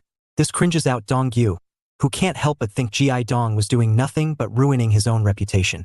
But it actually goes down quite well with Bong-soon, who likes the cute side of Ji-dong and agrees to go outside, though she tells him to call her if Dong-yu starts bothering him. After she leaves, Ji-dong reveals that Bong-soon is actually his business partner. Dong-yu asks what he means by business partner. Was he implying that she was a hacker too? Ji-dong corrects him by saying that Bong-soon is only an aspiring hacker. Dong-yu then brings up the whole cute act he was putting on for her, and asks what that was for. Ji-dong clarifies that it was for real and that he truly loves her. Confused, Dong-yu asks Ji-dong about his love for Miku and if that is gone. Ji-dong says that his love for Miku is strictly online, because she is not real. Dong-yu does remind him of the real-life figure of Miku that he once bought, though. Embarrassed, Ji-dong brushes that aside and says that he only truly loves Bong-soon. Or, well, he loves Miku too. This disappointed Dong-yu, who understands that nothing would be able to fix Ji-dong's delusional habits. After that, Dong-yu asks Ji-dong why he has been referring to Bong-soon as if she were a male, even calling her little brother up until now. Ji-dong says that it is common for hackers to protect their identity first. Dong-yu asks if they did this to hide from Jo Kyu-hyuk, to which Ji-dong says yes. He says that at first they were referring to each other as brothers in texts only, but it ended up catching on, and now they use these terms to refer to each other in real life too. Dong-yu then asks Ji-dong to tell him the rest of the story, too, which Ji-dong tries to get out of by acting cute. However, Dong-yu makes it clear that these cutesy acts won't work on him. Ji-dong then comes clean and asks Dong-yu if he really thinks that Ji-dong would just allow someone normal to come so close to him. Dong-yu gets that because, despite being a hacker, she has incredible fighting skills.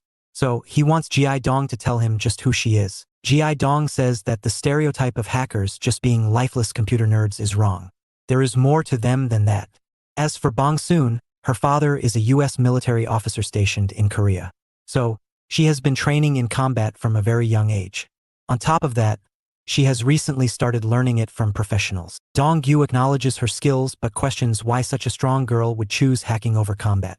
Ji-dong adds that her father works in the information sector of the military, so she has grown up with computers instead of toys. It just so happened that she prefers computers over boxing, hence why she chose to become a computer hacker instead. After this, Dong-yu asks if Bong-soon knows about Ji-dong's identity as Gray. Ji-dong is shocked by this guess and is left too nervous to answer.